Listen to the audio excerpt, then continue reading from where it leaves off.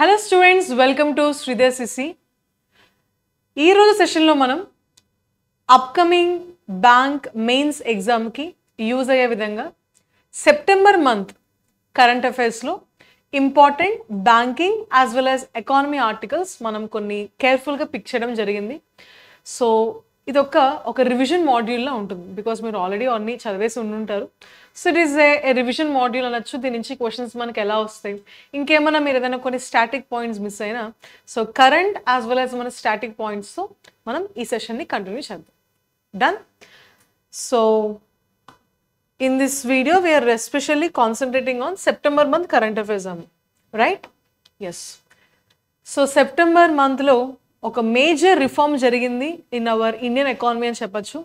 That reform is called as GST reforms. So what is this GST? So GST full form enti ante goods and services tax amma. Entadi goods and services tax. So basically GST is a type of tax అని చెప్పచ్చా, is one type of tax. So నా question ఏంటి అంటే మనం కొంచెం సబ్జెక్టివ్గా మాట్లాడదాం.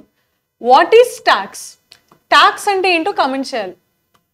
10 seconds time ఇస్తాను, ఫాస్ట్గా కమెంట్ చేయండి. బికాస్ లైక్ మనం మాక్స్ కండక్ట్ చేస్తున్నప్పుడు లైక్ మెయిన్స్ క్లియర్ చేసి ఇంటర్వ్యూకి వెళ్ళే వాళ్ళందరినీ లైక్ కొన్ని బేసిక్ క్వశ్చన్స్ అడుగుతాం. ఇంటర్వ్యూలో మీకు ఏం హై లెవెల్ క్వశ్చన్స్ ఉండవు. The basic questions they restrict అమ్మ. అయితే నేను చాలా సందర్భాల్లో అడుగుతాను లైక్ వాట్ ఈస్ ట్యాక్స్ అంటే మెనీ ఆఫ్ ద ఆస్పిరెంట్స్ అసలు ట్యాక్స్కి ఒక ప్రాపర్ డెఫినేషన్ ఇవ్వలేని పొజిషన్లో ఉంటారు. అంటే ట్యాక్స్ అంటే అందరికీ తెలుసు, like they'll say the examples like income tax, GST, okay, ఇవి చెప్తారే కానీ like I last what is tax, define tax అంటారు. But no one will answer in a proper way. So ఇప్పుడు మీరు చెప్పండి ట్యాక్స్ అంటే ఏంటి, ట్యాక్స్ని మనం ఎలా డిఫైన్ చేయొచ్చు అంటే నాకు ప్యూర్ సబ్జెక్టు అవసరం లేదు, జస్ట్ ఒక కామన్ మ్యాన్ టర్మ్లో, ఒక లే మ్యాన్ టర్మ్లో అసలు ట్యాక్స్ని మనం ఎలా డిఫైన్ చేస్తాము, please tell me. Okay, so yes your comments are important because the session should be very interactive అమ్మ. ఆల్ రైట్, సి ఇలా చెప్పచ్చా. సో ఏదైనా ఒక ఎకానమీలో, ఒక నేషన్లో సిటిజన్స్ ఉంటారు, ఆ దేశానికి సంబంధించిన పౌరులు ఉంటారు, అండ్ ఆ దేశంలో ఒక రూలింగ్ బాడీ ఉంటుంది. Yes or no? ఒక రూలింగ్ బాడీ ఉంటుంది. ఆ రూలింగ్ బాడీకి చాలా ఖర్చులు ఉంటాయి. బికాస్ రూలింగ్ బాడీ అంటే ఇక్కడ మన ఇండియన్ కాంటెక్స్లో which is the ruling body, దాని సబ్జెక్ట్స్ని అంటే సబ్జెక్ట్స్ అంటే ఇక్కడ సిటిజన్స్ని రిఫర్ చేస్తున్నాము. రూలింగ్ బాడీ అంటే మనం ఇలా చెప్పచ్చా, government. Government is a ruling body. Yes or no? Right. So government is a ruling body. గవర్నమెంట్కి ఏ ఫంక్షన్స్ ఉంటాయో చెప్పాలి. What are the functions of government? See government has so many functions like law making, law executing, okay, like defence and సెక్యూరిటీని maintain చేయాలి, proper law and ఆర్డర్ని చూసుకోవాలి, infrastructure maintenance చూసుకోవాలి, ప్రజల యొక్క సంక్షేమాలు చూసుకోవాలి, వెల్ఫేర్ ఆఫ్ ద పీపుల్ని ఇది ఖచ్చితంగా దాని మెయిన్ క్రైటీరియాగా పెట్టుకోవాలి. అండ్ ఆల్సో మనకి budgeting, financing is also very very important. So దీనికి అందరికీ గవర్నమెంట్కి కొంత ఇన్ఫ్రాస్ట్రక్చర్ కానీ, కొంత మెషినరీ కానీ, కొంత హ్యూమన్ లేబర్ కానీ ఇదంతా అవసరం. ఇవన్నీ ఎప్పుడు వస్తాయి గవర్నమెంట్కి? డబ్బు ఉంటే వస్తుంది. గవర్నమెంట్కి కూడా డబ్బు ఇంపార్టెంటే, గవర్నమెంట్కి కూడా డబ్బు ఫ్రీగా రాదు. Okay, right. సో గవర్నమెంట్ యొక్క మెయింటెనెన్స్ అండ్ అడ్మినిస్ట్రేషన్కి గవర్నమెంట్కి కూడా కొంత డబ్బు అవసరం. అయితే ఇక్కడ గవర్నమెంట్ మన దేశంలో అండ్ మెజారిటీ ఆఫ్ ద కంట్రీస్లో గవర్నమెంట్ ఒక బిజినెస్ ఎంటిటీగా ఉంటుందా, లా అండ్ ఆర్డర్ని కంట్రోల్ చేసే ఒక ఎంటిటీగా ఉంటుందా అంటే it primarily takes care of the country. అంటే బిజినెస్లో కూడా ఇది ఇన్వెస్ట్ చేస్తుంది, దానికి ఇన్వెస్ట్మెంట్స్ నుంచి ప్రాఫిట్స్ కూడా వస్తుంది. But it is not a primarily business organization, it is for the welfare of the people. అవునా? సో గవర్నమెంట్కి జనరల్గా ఖర్చు, ఎక్స్పెండిచర్ ఎక్కువ అవుతుంది. సో ఈ ఖర్చుకి గవర్నమెంట్కి మరి ఒక ఆదాయం కావాలి కదా. ఇప్పుడు మీరు ఉన్నారు, మీకు ఎవ్రీ మంత్ కొన్ని బేసిక్ ఎమ్యూనిటీస్ ఉంటాయి కావాలి, లైక్ ఫుడ్ కానీ, క్లోతింగ్, షెల్టర్, వీటికి కొంత డబ్బు అవసరం. ఆ డబ్బు మనకి ఎక్కడి నుంచి వస్తుంది? యంగ్ ఉండే పేరెంట్స్ నుంచి వస్తుంది, పేరెంట్స్ వాళ్ళు ఎర్న్ చేసి. అదే మీరు ఒక అడల్ట్ ఫేస్కి వచ్చాక ఖచ్చితంగా మీ లైఫ్ని మీరే ఇండిపెండెంట్గా లీడ్ చేసుకోవాలి. సో యూ ఆల్సో ఇప్పుడు అందరూ దేనికోసం పనిచేస్తాం? For money. అదేవిధంగా గవర్నమెంట్కి మరి మనీ ఆర్ ఇన్కమ్ ఎక్కడి నుంచి వస్తుందంటే రూలింగ్ గవర్నమెంట్కి మేజర్ సోర్స్ ఆఫ్ ఇన్కమ్ ఏంటి అంటే that is tax. Okay, income ఎక్కడి నుంచి వస్తుందమ్మా? ట్యాక్స్. సో బేసిక్గా ఒక రూలింగ్ గవర్నమెంట్ ఒక రూలింగ్ బాడీ వేసే ఒక special type of financial charge అని చెప్పచ్చు. దేని మీద వేస్తుంది? అది ఎవరినైతే పరిపాలిస్తుందో, on its subjects, on its citizens. Okay, so ఆ దేశం యొక్క పౌరుల మీద, సబ్జెక్ట్స్ మీద, సిటిజన్స్ మీద వేసే ఒక ఫినాన్షియల్ ఛార్జ్, ఒక స్పెషల్ ఛార్జ్ అని చెప్పచ్చు. That is called yes tax. Okay, so ఎందుకు మరి ప్రజలు ఎందుకు కట్టాలంటే బికాజ్ వాళ్ళు గవర్నమెంట్ నుంచి సర్వీసెస్ తీసుకుంటున్నారు కదా. సో తీసుకున్నారు కాబట్టి ఖచ్చితంగా వాళ్ళు కొంత మొత్తాన్ని ఖచ్చితంగా ఛార్జ్ ఒక ట్యాక్స్లో పే చేయాలి. నేను చేయను అదంటే అవ్వదు, because you are ruled by a government. So government run అవ్వాలంటే దానికి ఒక ఇన్కమ్ ఉండాలి. అండ్ ఓకే, గవర్నమెంట్కి మేజర్గా ఇది మనకి ఒక ఇన్కమ్ సోర్స్గా యూజ్ అవుతుంది. సో ఓన్లీ ఇన్కమ్ అయినా ఇంకేం అదర్ సోర్సెస్ లేవా అంటే ఉన్నాయి. మనకి ట్యాక్స్ ఇంకా దేనికి యూజ్ అవుతుందంటే లైక్ ఫినాన్షియల్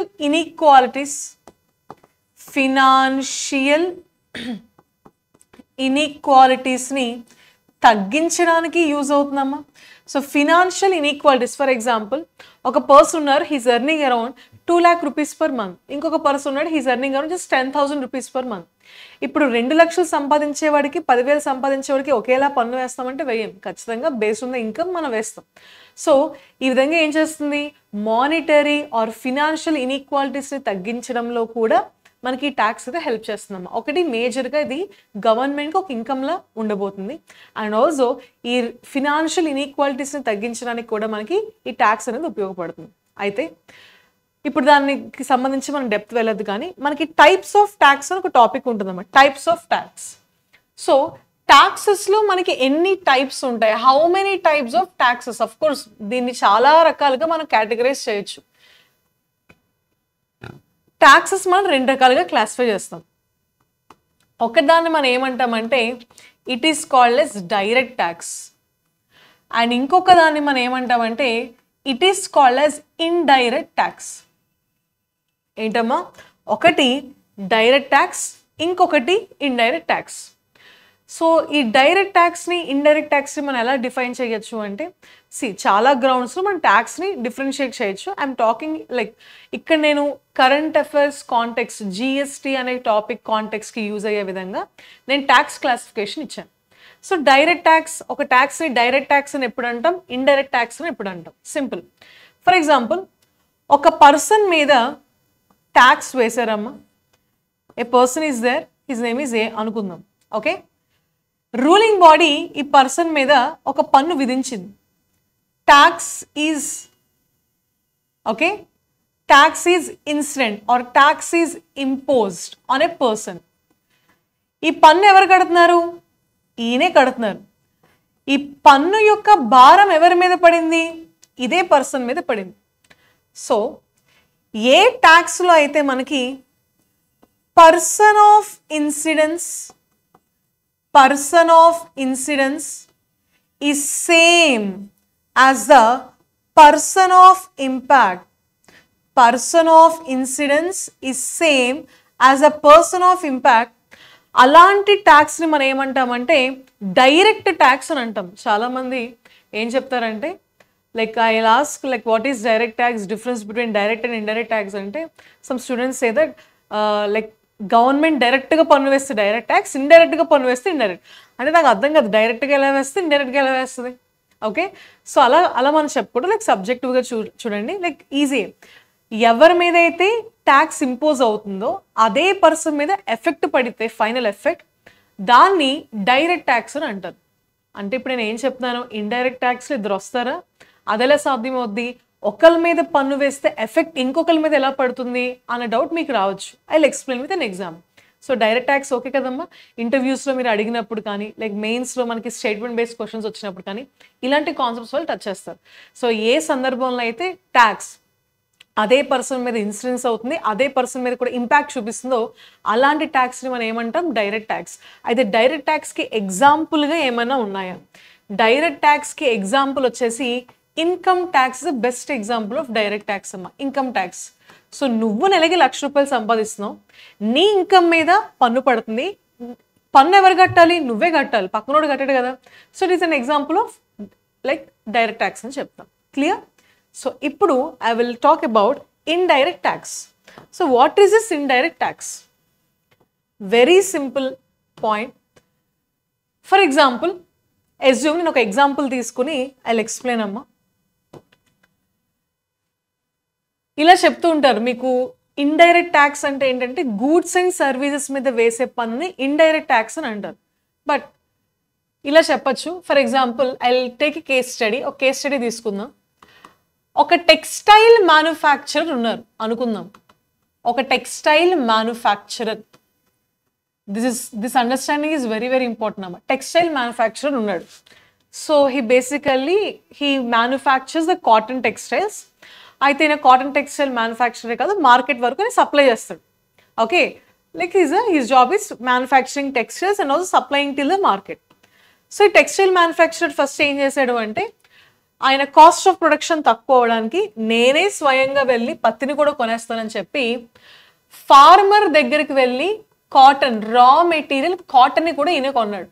సో ఫార్మర్ దగ్గరికి వెళ్ళాడు, కాటన్ మెటీరియల్ని కొన్నాడు, రా కాటన్ని కొనడం. ఓకే, సో ఫర్ ఎగ్జాంపుల్ ఒక 10 రూపీస్ ఒక కేజీ కాటన్ ఒక 10 రూపీస్కి కొన్నాడు. సో ఈయన ఫార్మర్ దగ్గరికి వెళ్ళడానికి ఒక కాస్ట్ అవుతుంది, like transportation charges and the raw material cost is 10 rupees. So ఇప్పుడు ఈ కాటన్ని మిల్లుకి తీసుకెళ్ళాడమ్మ. ఇండస్ట్రీ ఆర్ ఫ్యాక్టరీ ఆర్ మిల్లుకి తీసుకెళ్ళాడు. ఎందుకు తీసుకెళ్ళాడంటే ఈ కాటన్ని క్లీన్ చేసి శుభ్రంగా చేసి దాంట్లో చెత్త అంతా తీసేసి దాన్ని ఒక థ్రెడ్ కింద వీవ్ చేయాలి. ఓకే, సో దీనికి ఈయనకి ట్రాన్స్పోర్టేషన్ కాస్ట్ అవుతుంది. ఓకే, మధ్యలో టోల్స్ అవి పే చేస్తూ ఉంటారు. ఓకే, ఇక్కడ కూడా మనకి ట్రాన్స్పోర్టేషన్ కాస్ట్ అయింది, ఇక్కడ కూడా టోల్స్ అవి పే చేస్తూ ఉంటారు. సో మొత్తానికి మిల్. సో ఇప్పుడు మిల్లో మనకి ఏముండాలి? మెషినరీ ఉండాలి. సో మిల్లో machinery, okay, labour, land, electricity, okay, వాళ్ళకి వేజెస్, రెంట్స్ ఇవన్నీ ఉంటాయి. ఓకే, సో ఈ మిల్ ఇవన్నీ ఇన్ఫ్రాస్ట్రక్చర్ మెయింటెనెన్స్లో like he needs some like capital investment ఉంటుంది. సో ల్యాండ్కి, లేబర్కి, ఎలక్ట్రిసిటీకి వాళ్ళకి వేజెస్ ఇవ్వాలి, రెంట్స్ పే చేయాలి, ఇదంతా కూడా ఇన్వెస్ట్మెంట్ ఉంటుంది. అండ్ ఇక్కడ మెషినరీ కొన్నప్పుడు ఇక్కడ కూడా అక్కడ మనకి మ్యానుఫ్యాక్చర్ కొంత ట్యాక్స్ అయితే పే చేస్తాడు. సో ఈ రా మెటీరియల్ యూజ్ చేసి మొత్తానికి ఏం చేస్తాడంటే దీని నుంచి థ్రెడ్స్ అయితే వీవింగ్ జరిగిందమ్మ. ఓకే, సో ఇప్పుడు ఈ థ్రెడ్స్ని మళ్ళీ ఎలా మార్చాలి అంటే టెక్స్టైల్. ఓకే, ఒక బట్టగా చేసి మళ్ళీ దీనికి ఏం చేయాలి? కలర్స్ వేయాలి. సో డైయింగ్ చేస్తారు. సో ఇక్కడ కొంత మిషనరీ అయితే కావాల్సి వస్తుంది, దీనికి సంబంధించి లేబర్, ఓకే, ఎలక్ట్రిసిటీ, మళ్ళీ ఇక్కడ కూడా ఈ మిషనరీకి ట్యాక్సెస్ పే చేయడం ఇవన్నీ. ఓకే, సో నెక్స్ట్ మళ్ళీ ఈ టెక్స్టైల్ ఫైనల్గా ఎక్కడికి వెళ్తుంది? మార్కెట్కి తీసుకెళ్ళాలి. సో మార్కెట్కి తీసుకెళ్ళి ఫైనల్గా కన్జ్యూమర్, డైరెక్ట్గా కన్జ్యూమర్ కన్నా అమ్మచ్చు, లేదా మార్కెట్లో మనకి హోల్సేలర్. ఓకే, హోల్సేలర్ ఏం చేస్తాడు? ఇక్కడ నుంచి రిటైలర్కి పంపిస్తాడు. సో ఫైనల్గా రిటైలర్ ఇక్కడ నుంచి కన్జ్యూమర్కి పంపిస్తాడు. ఇది cycle. Yes or no? So for example ఇక్కడ మ్యానుఫ్యాక్చరర్కి ఈ స్టెప్లో 100 రూపీస్ ఖర్చు అయింది అనుకుందాం. అండ్ ఇక్కడ వచ్చేసరికి 100 రూపీస్ ఖర్చు అయింది అండ్ మార్కెట్కి తీసుకెళ్ళాలి, ట్రాన్స్పోర్టేషన్ ఛార్జ్ ఇంకొక 50 రూపీస్ అనుకుందాం. అస్యూమ్. ఆల్ రైట్, సో ఇప్పుడు కాస్ట్ ఆఫ్ ప్రొడక్షన్ ఎంత అయింది అంటే లైక్ ఇక్కడ 10 రూపీస్, ఇక్కడ 100 rupees, here 100 rupees and here 50 rupees. So what is the total cost of production అమ్మ? టోటల్ కాస్ట్ ఆఫ్ ప్రొడక్షన్ మనకి దగ్గర 250 and 60, 260 rupees cost of production. అయితే 260 రూపీస్లో మనకి లైక్ ఇన్వెస్ట్మెంట్స్ ఉన్నాయి, ఓకే, లైక్ లేబర్ ఛార్జ్ ఉంది, ఎలక్ట్రిసిటీ ఛార్జ్ ఉంది, rent ఉంది, ఈవెన్ మనకి టోల్స్ అండ్ ట్యాక్సెస్ కూడా దీంట్లో ఇన్వాల్వ్ అయి ఉన్నాయి, ట్యాక్సెస్ కూడా. అవునా? సో ఖచ్చితంగా ఇక్కడ మ్యానుఫ్యాక్చరర్ ఏం చేస్తాడు? ప్రాఫిట్ వేసుకుంటాడు. సో మినిమం ఎంతో పర్సంటేజ్లో ప్రాఫిట్ వేసుకుని సో ఫైనల్గా ఈ గూడ్ని ఒక కాస్ట్కి అయితే కన్జ్యూమర్కి అమ్ముతాడు, హోల్సేలర్ కైనా కన్జ్యూమర్ కైనా. So cost of production is 260 rupees. So ఇక్కడ నుంచి 100 రూపీస్ ప్రాఫిట్ వేసుకుని మ్యానుఫ్యాక్చరర్ అమ్మాడు. ఇది ఏ ప్రైస్ కింద వస్తుందమ్మా? Wholesale price. మళ్ళీ దీనికి కొన్ని ట్యాక్సెస్, కొన్ని ఛార్జెస్, కొన్ని ట్రాన్స్పోర్టేషన్ ఛార్జెస్ ఇవన్నీ యాడ్ అయ్యి ఫైనల్గా ఈ టెక్స్టైల్ మనకి ఎంతకు వస్తుంది అనుకుందాం? 400 రూపీస్కి వస్తుంది అనుకుందాం. ఓకే, సో ఇది జనరల్గా ఏ గూడ్ అయినా మనకి ఈ సీక్వెన్స్లో మనకి మ్యానుఫ్యాక్చరింగ్ అది మ్యానుఫ్యాక్చర్ నుంచి సప్లై వరకు ఇదంతా వస్తుందమ్మ. అయితే ఇక్కడ మీరు అబ్జర్వ్ చేయాలి. ఓకే, ఇక్కడ ట్యాక్స్ అని మనం చాలాసార్లు చెప్పుకున్నాం. ఈ రేట్స్కి మనకి 400 రూపీస్ వస్తుంది. ఫర్ ఎగ్జాంపుల్ ఇక్కడ ఎక్కడైనా ట్యాక్స్ రేట్లు పెరిగాయా? ఎక్కడైనా ఫర్ ఎగ్జాంపుల్ ట్యాక్స్ కానీ ఛార్జెస్ కానీ పెరిగాయి అనుకోండి, ఇప్పుడు ఈ textile final textile more than 400 ఉంటుంది కదా, ఖచ్చితంగా 410 420 430 450 ఉంటుంది బేస్డ్ ఆన్ ద ఛార్జెస్. అదే అక్కడ ట్యాక్స్లు తగ్గాయి అనుకోండి, ఇప్పుడు టెక్స్టైల్ ఎంత ఉండి లెస్ దాన్ 400 350 360 ఎంతో ఉంటుంది. ఎస్ ఆర్ నో అంటే ఇలా చెప్పచ్చా? ఇనీషియల్గా ఇక్కడ ఈ కేస్ స్టడీలో ఇన్ దిస్ ఎగ్జాంపుల్ ఇనీషియల్గా ట్యాక్స్ని ఎవరు పే చేస్తున్నారమ్మా? ఇనీషియల్గా tax is paid by manufacturer. Manufacturer తన జేబులోంచి డబ్బులు తీసి ట్యాక్స్ని పే చేస్తున్నాడు. కానీ ఆ ట్యాక్స్ మళ్ళీ ఆయన దగ్గరకు వస్తుందా లేదా, ఆ ట్యాక్స్ యొక్క ఎఫెక్ట్ ఎవరి మీద పడుతుందమ్మా? లైక్ కాస్ట్ ఆఫ్ ప్రొడక్షన్ మీద పడుతుంది. అండ్ ఆ కాస్ట్ ఆఫ్ ప్రొడక్షన్ మనకి ఇంకొన్ని ఛార్జెస్ పెరిగి అది ఫైనల్గా కన్జ్యూమర్ ప్రైస్ వరకు వెళ్తుంది, రిటైల్ ప్రైస్ వరకు. సో ఫైనల్గా ఈ ప్రైస్ని ఎవరు పే చేస్తున్నారు అంటే కన్జ్యూమర్ పే చేస్తాడు. ఎవరు పే చేస్తాడమ్మా? కన్జ్యూమర్. అక్కడ మీకు ట్యాక్స్ రేట్ పెరిగితే ఇక్కడ గూడ్ రేట్ పెరుగుతుంది, ఇక్కడ ట్యాక్స్ రేట్ తగ్గితే గూడ్ రేట్ తగ్గుతుంది. అంటే ఇనీషియల్గా ఈ ట్యాక్స్ పర్సన్ ఆఫ్ ఇన్సిడెన్స్ ఎవరి మీద పడుతుందమ్మా? Person of incidence is manufacturer. కానీ ఇంపాక్ట్ ఎవరి మీద పడుతుంది? పర్సన్ ఆఫ్ ఇంపాక్ట్ ఎవరు ఇక్కడ? కన్జ్యూమర్. Both are different. ఏ ట్యాక్స్లో అయితే person of incidence is different from person of impact. Person of incidence వేరు, పర్సన్ ఆఫ్ ఇంపాక్ట్ వేరు. ఇక్కడ ఇన్సిడెన్స్ వచ్చేసి మ్యానుఫ్యాక్చరర్, ఇంపాక్ట్ వచ్చేసి కన్జ్యూమర్, ఇద్దరు ఒకరు కాదు. సో ఇలాంటి ట్యాక్స్కి ఎగ్జాంపుల్ మనం ఏమని చెప్తామంటే this type of tax is called as indirect tax. ఈ ట్యాక్స్ ఏమంటామమ్మా? Indirect tax. సో ఇండైరెక్ట్ ట్యాక్స్కి ఎగ్జాంపుల్ ఏంటి అంటే GST, goods and services tax. అయితే ఒకప్పుడు ఈ ఇండైరెక్ట్ ట్యాక్స్ని మనం చాలా విధాలుగా చెప్పుకునే వాళ్ళం. అంటే సెంటర్ ఒక రకమైన ఇండైరెక్ట్ ట్యాక్స్ని ఇంపోజ్ చేస్తుంది, స్టేట్ కొన్ని రకాల ఇండైరెక్ట్ ట్యాక్సెస్ ఇంపోజ్ చేస్తుంది. ఇప్పుడు మన వాళ్ళు ఏం చేశారంటే, ఓకే ఈ కాన్సెప్ట్ క్లియర్ కదా, నేను దాని గురించి కూడా నేను మాట్లాడతాను. ఈజ్ దిస్ కాన్సెప్ట్ క్లియర్ అమ్మా? సో ఇప్పుడు ఒక పాయింట్ చూడండి, మనకి డైరెక్ట్ ట్యాక్స్ అనేది పర్సన్ మీద ఉంటుందమ్మా. సో అది మనం ఇచ్చేయలేము. ఇండైరెక్ట్ ట్యాక్సెస్ అనే కాన్సెప్ట్ని గవర్నమెంట్ ఏం చేశారంటే ఇనీషియల్గా కొన్ని ఇండైరెక్ట్ ట్యాక్సెస్ కొన్ని రకాలు సెంటర్ అప్పట్లో ఇంపోజ్ చేసేది, కొన్ని ట్యాక్సెస్ ఎవరు అంటే స్టేట్ ఇంపోజ్ చేసేది.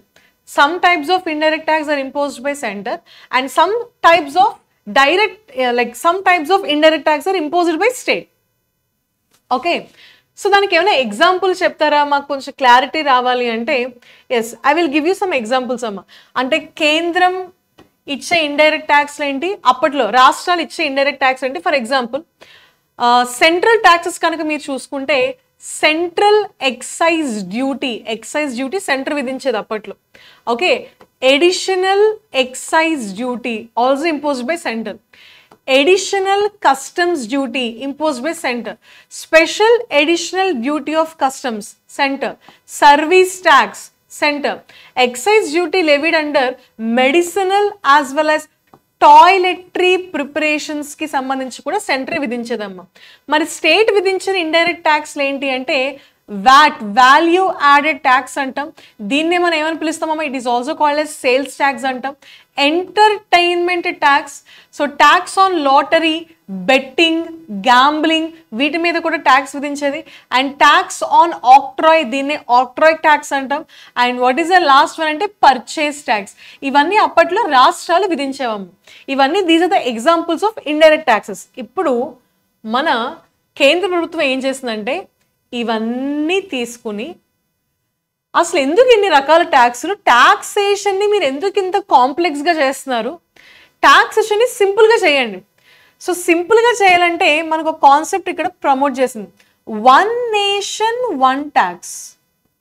ట్యాక్సేషన్ని సింప్లిఫై చేయడానికి what is the reform we took అమ్మా? One nation one tax. Okay, so దీన్ని ఎప్పుడు ఇంట్రడ్యూస్ చేసిందంటే 1 జూలై 2017లో ఈ కాన్సెప్ట్ని చెప్పింది. సో ఇలా వన్ నేషన్ వన్ ట్యాక్స్ తీసుకొద్దాం, ఇంత కాంప్లికేటెడ్గా ఇన్ని లెవెల్స్లో సెంటర్ స్టేట్ ఇవన్నీ వద్దు, సింపుల్గా ఒకటి తీసుకొచ్చాయండి. డైరెక్ట్ ట్యాక్స్లో కాదు ఇండైరెక్ట్ ట్యాక్స్ గురించి నేను మాట్లాడుతున్నాను. సో అప్పుడే ఈ అన్ని ఓకే మొత్తం ఈ అన్ని కంప్లీట్గా కొట్టేసి goods and services tax GST అనే కాన్సెప్ట్ని తెచ్చిందాము. What is the concept? Goods and services tax, GST. So GST is a one indirect tax which is imposed on వస్తువులు మరియు సేవలు. వస్తు సేవల మీద వేసే పన్నునే GST అని చెప్పి కంప్లీట్గా నేను తీసుకొచ్చింది. అయితే ఈ గూడ్స్ అండ్ సర్వీసెస్ ట్యాక్స్కి ఇంకొక పాయింట్ కూడా చెప్పింది. మేము దీనికి ఇంపార్టెన్స్ పెంచాలనుకుంటున్నాం. సో రాజ్యాంగంలో కూడా దీని గురించి మేము మాట్లాడతాం. So this GST it was introduced by 101 constitutional amendment act, రాజ్యాంగ సవరణ తీసుకొచ్చింది 2017లో తీసుకొచ్చి ఇక్కడి నుంచి అమలు చేసిందమ్మా. సో ఏ వస్తువు అయితే ఎక్స్క్లూజివ్గా గూడ్స్ అండ్ సర్వీసెస్ మీద లైక్ ఇంపోజ్ చేస్తారో భారతదేశానికి ఒక ట్యాక్సే ఉండాలి. ఓకే, ఇది ఒక రకమైన వాల్యూ యాడెడ్ ట్యాక్స్. సో మనకి ప్రీవియస్గా ఉన్న అన్ని ట్యాక్స్ని కొట్టివేసి వన్ నేషన్ వన్ ట్యాక్స్ అనే కాన్సెప్ట్లో ఈ GST అనే కాన్సెప్ట్ని తెచ్చిందాము. అయితే ఈ GSTని మనం రెండు రకాలుగా we have dual GST structure అంటాం. సో దీంట్లో ఒకటి ఏంటంటే సెంటర్ విధించేది మనకి లైక్ సెంట్రల్ GST ఉంటుందమ్మా, అండ్ దాంతోపాటు స్టేట్ GST ఉంటుంది. సో కొంత మొత్తం సెంటర్కి ఇంకొంత మొత్తం స్టేట్కి వెళ్తుంది. అండ్ దాంతోపాటు ఇంటిగ్రేటెడ్ GST ఉంటుంది. ఇంటిగ్రేటెడ్ GST అంటే ఇప్పుడు రాష్ట్రాల మధ్యన ట్రేడింగ్ జరిగింది అనుకోండి, అక్కడ వేసేది IGST అంటారు, ఇంటిగ్రేటెడ్ GST. అండ్ ఈ GSTకి సంబంధించిన రేట్స్ అన్ని ఎవరు చూసుకుంటారు అంటే ఈ GSTకి సంబంధించి అన్ని ఎవరు చూసుకుంటారంటే ఒక కౌన్సిల్ని కూడా ఒక సంస్థను కూడా పెట్టిందామా. ఆ సంస్థ పేరు GST కౌన్సిల్. దీంట్లో మార్పులు చేర్పులు, రేట్ ఫిక్సేషన్స్, ఓకే ఏమైనా ఎటువంటి రికమెండేషన్స్ తీసుకురావాలి అన్నా, ఓకే సో ఎటువంటి మార్పులు తీసుకురావాలన్నా మనకి ఈ GST కౌన్సిల్ కంప్లీట్గా టేక్ కేర్ చేస్తున్నాము. అండ్ GST కౌన్సిల్కి సంబంధించి ఆర్టికల్ ఏంటి అంటే ఆర్టికల్ 279A. GST కౌన్సిల్ని ఒక కాన్స్టిట్యూషనల్ బాడీగా చేశారు. వాట్ ఈస్ ద ఆర్టికల్ అంటే article 279A. Article 279A GST council establishment గురించి మాట్లాడుతున్నాము. Okay, so it is A constitutional body. దీని గురించి కాన్స్టిట్యూషన్లో ఏ ఆర్టికల్లో ఉందంటే ఆర్టికల్ 279A. అయితే చెప్పండి GST కౌన్సిల్ కంపోజిషన్ ఏంటి అని మీకు బ్యాంకింగ్ ఎగ్జామ్లో ఖచ్చితంగా అడిగే అవకాశం ఉందమ్మా. What is the composition of GST council? GST council composition చెప్పగలరా? ఇప్పుడు మనకి GST రిఫార్మ్స్ వచ్చాయి 2.0, ఖచ్చితంగా మనకి ఈ క్వశ్చన్స్ అన్ని అడిగే అవకాశం ఉందమ్మా. GST కౌన్సిల్లో మనకి ఎవరెవరు ఉంటారు? GST కౌన్సిల్కి చైర్ పర్సన్ ఆర్ చైర్మన్ గా ఎవరు వ్యవహరిస్తారంటే ఎవరైతే ఆర్థిక శాఖకి మంత్రిగా ఉంటారో వాళ్ళే GST కౌన్సిల్కి చైర్మన్గా కూడా ఉంటారు. అయితే ఇప్పుడు మన ఫినాన్స్ మినిస్టర్ ఎవరమ్మా? ఫినాన్స్ మినిస్టర్ నిర్మలా సీతారామన్ గారు, అవునా? ఐ థింక్ RBI నబార్డ్లో అండ్ ప్రీవియస్గా మీకు SBI POలో కూడా క్వశ్చన్ అడిగారమ్మా. ఏమని అడిగారంటే నిర్మలా సీతారామన్ గారికి ఈ కింది వాటిలో ఏ పొజిషన్స్లో ఉన్నారు, ఏ పోర్ట్ఫోలియోస్ ఉన్నాయి? నిర్మలా సీతారామన్ గారు ఒకటి ఆవిడ ఆర్థిక శాఖ మంత్రి, ఫినాన్స్ మినిస్టర్. దాంతోపాటు she's the ministry of corporate affairs. Corporate affairs కూడా యూనియన్ మినిస్టర్గా ఉన్నారు. అండ్ దాంతోపాటు she's the chairperson of GST కౌన్సిల్కి చైర్పర్సన్గా కూడా ఉన్నారు. So finance minister, okay, GST కౌన్సిల్కి chairperson and also she's the union minister of corporate affairs. Clear? ఇవి నిర్మలా సీతారామన్కి సంబంధించి ఇంపార్టెంట్ పాయింట్స్. అండ్ GST కౌన్సిల్లో మనకి ఒకటి ఎవరు ఉంటారమ్మా? వన్ ఈజ్ చైర్మన్ అండ్ దాంతోపాటు like she is the incharge. Okay, it is chaired by Union Finance Minister, the Union Minister of State, like in charge of revenue as well as మనకి finance. And దాంతోపాటు మనకి minister in charge of finance, taxation or any other minister nominated by each state. మనకి మీకు కాంబినేషన్స్లో ఇస్తారమ్మా. GST council composition ఏంటి అని చెప్పి మీకు కాంబినేషన్స్లో క్వశ్చన్ ఇచ్చే అవకాశం ఉంది. అలాంటప్పుడు ఒకసారి ఇక్కడ చూడండి. సో చైర్పర్సన్ ఎవరమ్మా? Finance minister. దాంతోపాటు union minister of state for revenue, union minister of state for finance and revenue. ఈ యూనియన్ మినిస్టర్ కూడా మనకు ఒక మెంబర్గా ఉంటారు. అండ్ దాంతోపాటు finance or taxation minister. All states, అన్ని రాష్ట్రాలు మరియు కేంద్రపాలిత ప్రాంతాలు ఉంటే కేంద్రపాలిత ప్రాంతాలు, ఆ రాష్ట్రాలకి సంబంధించి ఫినాన్స్ మినిస్టర్స్ లేదా టాక్సేషన్ మినిస్టర్స్ కూడా మనకి దీంట్లో సభ్యులుగా ఉంటారు. అర్థమైందా? ఒక స్టేట్ నుంచి ఒక పర్సన్ మనకి వైస్ చైర్పర్సన్గా ఉంటారమ్మా. వైస్ చైర్పర్సన్ అంటే జిఎస్టీ కౌన్సిల్ ఎవరెవరు ఉంటారు? సో కేంద్రం నుంచి 2 మంత్రులు వస్తారమ్మా. దాంతోపాటు రాష్ట్ర పరిధిలో ఉన్న అందరూ ఆర్థిక శాఖ మంత్రులు లేదా టాక్సేషన్కి సంబంధించిన మినిస్టర్స్ మనకి దీంట్లో మెంబర్స్గా ఉంటారు. సో జిఎస్టీ కౌన్సిల్కి సంబంధించిన ఆర్టికల్ ఏంటి? Very good, article 279A. Is is clear? Article 279A దేని గురించి మాట్లాడుతుందంటే constitution of India. Yes, it is talking about GST council. Done. Okay. And జిఎస్టీకి సంబంధించి మనకి ఇంకొక ఇంపార్టెంట్ ప్లాట్ఫామ్ కూడా ఉంది. It is called as GSTN. గుర్తుపెట్టుకోండి, జిఎస్టిఎన్. జిఎస్టీ అంటే జిఎస్టీ నెట్వర్క్ అని అర్థం వస్తుందమ్మా. దీని ద్వారా ఏంటంటే ట్యాక్స్ పేయర్స్ ఎవరైతే మనకి జిఎస్టీ ట్యాక్స్ పేయర్స్ ఉంటారో సో వాళ్ళు వాళ్ళ ఫైల్స్ని ప్రిపేర్ చేసుకోవచ్చు. దాంతోపాటు ఫైల్స్ రిటర్న్ చేయొచ్చు, ట్యాక్స్ పేమెంట్స్ చేయొచ్చు. సో ఈ ప్లాట్ఫామ్ ద్వారా వీళ్ళకి అన్ని ఫెసిలిటీస్ కంప్లీట్గా ఉంటాయి. Is is clear? So GST వల్ల మనకి చాలా బెనిఫిట్సే ఉన్నాయి. సో బేసిక్గా ఇండిజినస్ గూడ్స్ అండ్ సర్వీసెస్ ఇది మనకి ఎక్కువగా ప్రమోట్ చేస్తుంది. సో ఇవన్నీ మనకి ఇవన్నీ జరుగుతుంది. ఓకే. సో అర్థమైంది కదమ్మా జిఎస్టీ రిఫార్మ్స్కి సంబంధించి ఇంపార్టెంట్ పాయింట్స్. అయితే అసలు ఇప్పుడు జిఎస్టీ 2.0 కాన్సెప్ట్ ఏంటి? మనకి సెప్టెంబర్ మంత్ కరెంట్ అఫైర్స్లో GST 2.0 it is in current affairs కదా. So what is this GST 2.0? అసలు ఎందుకు ఇది కరెంట్ అఫైర్స్లో వచ్చింది? What is the importance?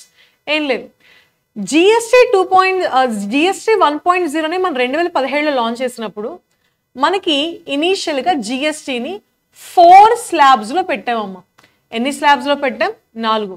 ఆ స్లాబ్స్ ఏంటి అంటే ఒకటి 5%, ఇంకొకటి 12%, ఇంకొకటి 18% అండ్ ఇంకొకటి 28%. ఇదంతా మనకి 2017లో 4 జిఎస్టీ స్లాబ్స్ పెట్టాం. ఇప్పుడు ఇదంతా కాంప్లెక్స్గా ఉంది, ఇంకా దీన్ని సింప్లిఫై చేయాలి. జిఎస్టీ స్లాబ్స్ని 2 స్లాబ్స్కి కుదించాలి. ఏంటి అంటే ఒకటి 5% అంటాము. 5% దీనికి 5% ఎవరికి అంటే ఫర్ ఎసెన్షియల్ ఐటమ్స్. ఎసెన్షియల్ ఐటమ్స్కి 5% పెట్టాం. అండ్ అదర్స్ ఉంటాయి కదా, అదర్స్కి వచ్చేసి 18% పెట్టాం. సో అదర్ గూడ్స్కి వచ్చేసి 18% పెట్టాం.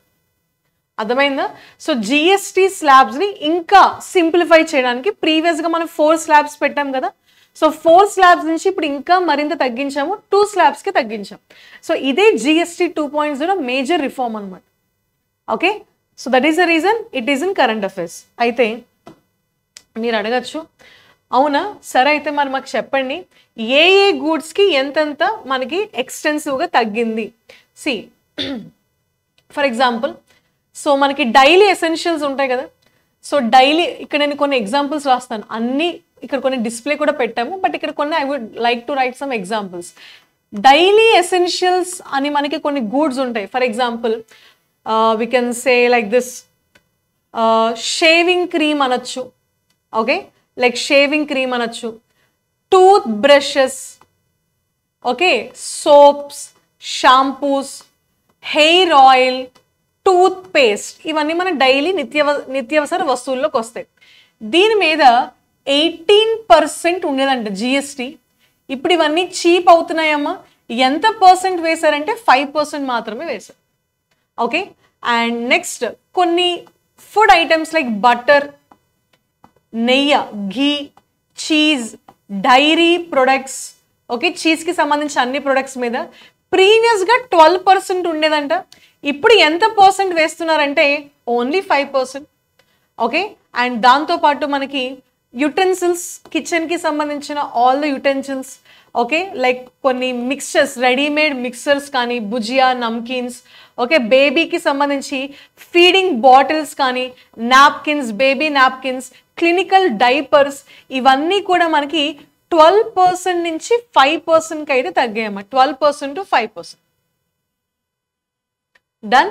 ఇది 18%, మిగతావన్నీ మనకి 12% to 5%. అండ్ కుట్టు మిషన్లు ఉంటాయి కదా, లైక్ సూయింగ్ మిషన్స్ కానీ దానికి సంబంధించిన పార్ట్స్ మీద కూడా జిఎస్టీ తగ్గిందంట. 12% నుంచి 5%కి జిఎస్టీ తగ్గిందాం. ఓకే, సో ఇలా మనకు కొన్ని ఎసెన్షియల్ గూడ్స్ మీద కంప్లీట్గా జిఎస్టీ అయితే తగ్గించారు. These are some examples.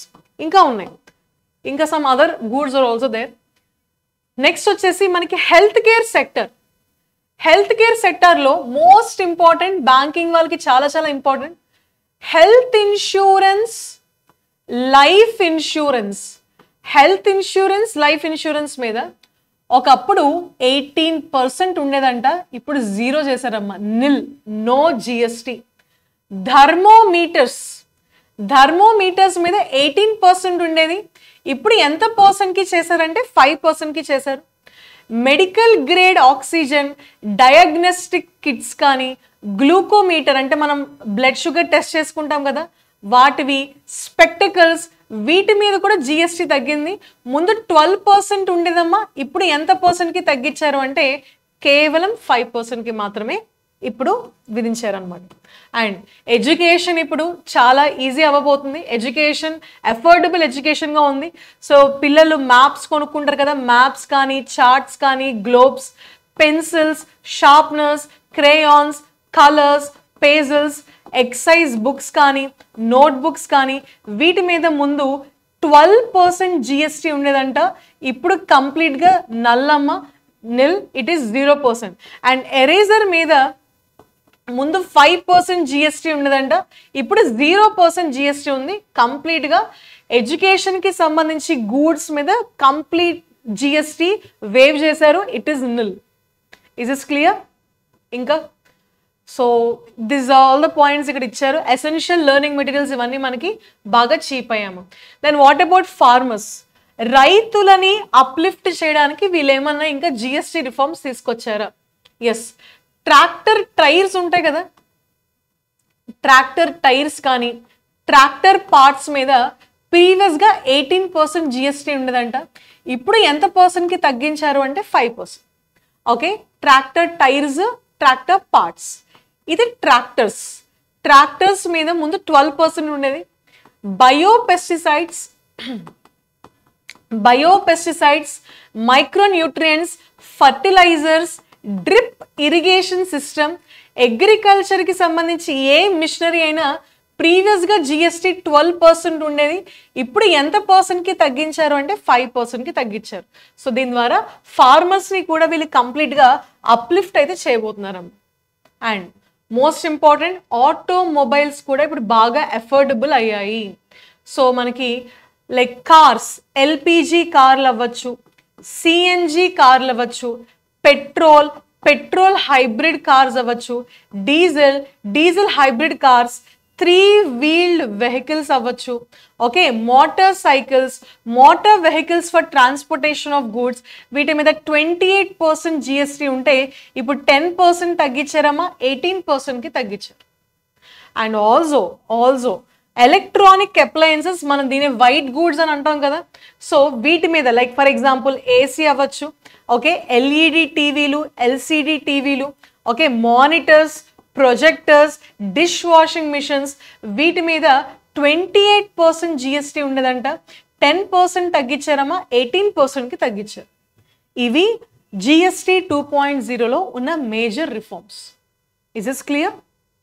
Okay, so ఇప్పుడు నేను చెప్పిందే ఇక్కడంతా మనకి ఉంది. So gym and fitness like goods కూడా మనకి తగ్గాయమ్మా, 18% నుంచి 5%, బికాస్ మన ఫిట్నెస్ని ఎంకరేజ్ చేయాలనే ఉద్దేశంతో గవర్నమెంట్ ఈ బ్యూటిఫుల్ ఇనిషియేటివ్ తీసుకుంది. సో 2-wheelers, సిమెంట్ మీద కూడా తగ్గింది, 28% నుంచి 18%కి సిమెంట్ మీద కూడా తగ్గింది. సో హెల్త్ కేర్ మనకి కంప్లీట్గా ఇంకా అఫోర్డబుల్ అవ్వబోతుంది. అండ్ డ్రోన్స్, వీటి మీద dairy food products, okay, the same we have discussed. ఒకసారి దీన్ని పాజ్ చేసి ఒకసారి ఒక రీడింగ్ ఇచ్చేయండి. All right. అండ్ జిఎస్టీ మనకి 12% to 5%, ఎస్పెషల్లీ లెదర్ ప్రొడక్ట్స్ మీద 12% నుంచి 5%కి జిఎస్టీని అయితే తగ్గించామంట. ఎందుకు అంటే సో మన భారతదేశంలో తయారయ్యే లెదర్ ప్రొడక్ట్స్ని బయట దేశాల్లో ఎక్స్పోర్ట్ చేసుకునే విధంగా ఈజీగా ఉండడానికి. Done. So bicycles, toys and sports, tobacco related products. ఇక్కడ చూడండి, టొబాకో రిలేటెడ్ ప్రొడక్ట్స్ మీద జిఎస్టీ పెంచారు. 28% నుంచి 40% పెంచారు. ఎందుకంటే ఇవి ఆరోగ్యానికి హానికరం, అస్సలు మనం ఎంకరేజ్ చేయకూడదు. సో ఇటువంటి ప్రొడక్ట్స్ మీద 100% వేస్తే తప్పులేదు. ఓకే, అప్పుడైనా మన వాళ్ళు మారుతారేమో, అయినా మారరు. ఒకసారి పిక్చర్స్ చూడండి అమ్మా. ఈ పిక్చర్స్ని మనం ఎక్కడి నుంచో కాదు, so government of India maintain చేస్తున్న initiative the press information bureau నుంచి మనం ఎక్స్ట్రాక్ట్ చేయడం జరిగింది. క్లియర్? ఇందాక నేను చెప్పినవన్నీ ఇక్కడ పిక్చర్స్ రూపంలో ఇచ్చారు. So textile industry 18% to 5%, man-made yarns 12% to 5%. Okay, commercial goods 28 to 18, 12 to 5%. And these are the things అమ్మా. ఇప్పుడు మనం ఇందాక చెప్పుకున్నవి జస్ట్ ఇది ఓల్డ్ జిఎస్టీ రేట్, అది న్యూ జిఎస్టీ రేట్. మీకు ఇది కనిపిస్తుందా లేదని చెప్పి నేను అన్ని స్పెసిఫిక్గా రాయడం జరిగింది. సో ఒకసారి మీరు ఓకే రాసుకోండి, లేదా you can if it is visible, it is clear to, you can take the screenshot అనేది తీసుకోండి. Done. Child care also it is now more affordable. Child care, education, fitness ఇవన్నీ ఇప్పుడు ఎక్కువగా అఫోర్డబుల్గా అయ్యాయి. సో సెప్టెంబర్ మంత్లో the first important article that is GST 2.0 reforms మనం complete చేసాం. సో ఇది జిఎస్టీకి సంబంధించి all the important points. Is is clear? Yes. So next most important article అని చెప్తాను నేనైతే, that is Reserve bank of India monetary policy key highlights ఏంటి. సరే, ఫస్ట్ ఆఫ్ ఆల్ ఆర్బీఐ పని ఏంటో చెప్పండి. ఇప్పుడు మనకి హెడ్డింగ్లో RBI monetary policy October 2025 key highlights అయితే ఇక్కడ మనం ఇవ్వడం జరిగింది. So tell me this thing, what is RBI, what is monetary policy, దీని గురించి ఒక కొన్ని 2 పాయింట్స్ నాకు ఫాస్ట్గా కమెంట్ చేయండి. Very very important. ఆర్బీఐ గురించి మీకు తెలిసిన పాయింట్స్ ఏమైనా ఉంటే let me know in the comment section. Yes, very good.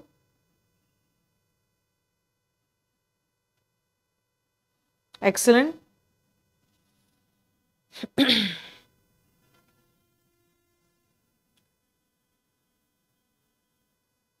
Okay, సరే రిజర్వ్ బ్యాంక్ ఆఫ్ ఇండియా గురించి చూద్దామా. సో ఫస్ట్ ఆఫ్ ఆల్ ఇది మీకు అర్థం అవ్వాలి అంటే రిజర్వ్ బ్యాంక్ ఆఫ్ ఇండియా యొక్క ఇంపార్టెన్స్ ఏంటో చూడాలి. సో రిజర్వ్ బ్యాంక్ ఆఫ్ ఇండియాకి చాలా ట్యాగ్ లైన్సే ఉంటాయి.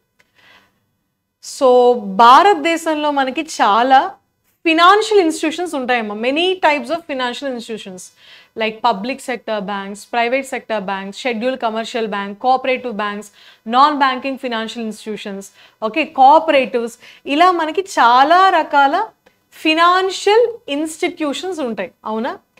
ఈ అన్ని ఫినాన్షియల్ ఇన్స్టిట్యూషన్స్ని రెగ్యులేట్ చేసేది ఎవరమ్మా?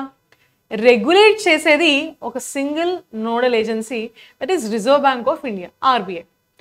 ఓకే, సో గ్రామీణ బ్యాంకుల నుంచి మనకి కోఆపరేటివ్స్ వరకు లైక్ ఎవ్రీ ఫినాన్షియల్ ఇన్స్టిట్యూషన్ని మనకి రెగ్యులేట్ చేసేది, సూపర్వైజ్ చేసేది, ఓవరాల్గా భారతదేశంలో ఫినాన్షియల్ సిస్టమ్ని కంట్రోల్ చేసేది రిజర్వ్ బ్యాంక్ ఆఫ్ ఇండియా. ఈ రిజర్వ్ బ్యాంక్ ఆఫ్ ఇండియా అసలు ఎవరి కింద పనిచేస్తుంది అంటే గవర్నమెంట్ ఆఫ్ ఇండియా ఆనర్, దీనికి మినిస్ట్రీ ఆఫ్ ఫినాన్స్ కింద అయితే పనిచేస్తుంది. అర్థమైందా? సో ఇప్పుడు ఈ రిజర్వ్ బ్యాంక్ ఆఫ్ ఇండియా పనేంటి మేజర్గా మన వాళ్ళు ఏం చెప్తారు, ఆర్బీఐ మేడం, ఆర్బీఐ అంటే నోట్లు ముద్రించేస్తుంది, ఓకే, మార్కెట్లో మనీ లేనప్పుడు సప్లై చేస్తుంది. సో దీని ఒక మనీ సప్లయర్గానే చూస్తున్నారు, కానీ ఇంకేవో దీనికి చాలా ఇంపార్టెంట్ ఫంక్షన్స్ ఉన్నాయి.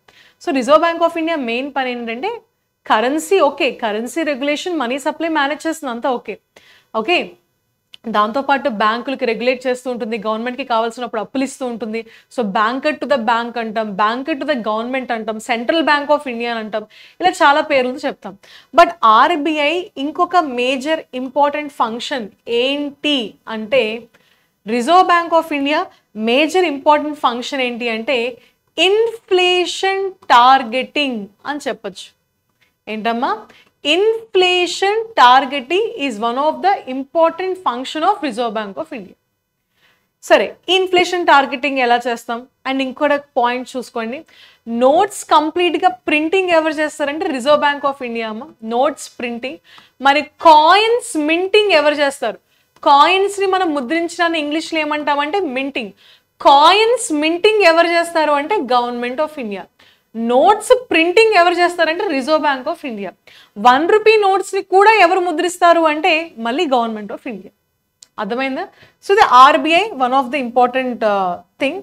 And reserve bank of India గురించి కొంత హిస్టరీ, బికాస్ స్టేట్మెంట్స్లో మనకి ఖచ్చితంగా అడిగే అవకాశం ఉంటుందమ్మా. So reserve bank of India, RBI, దీన్ని ఫస్ట్ టైం ఎప్పుడు స్థాపించారు?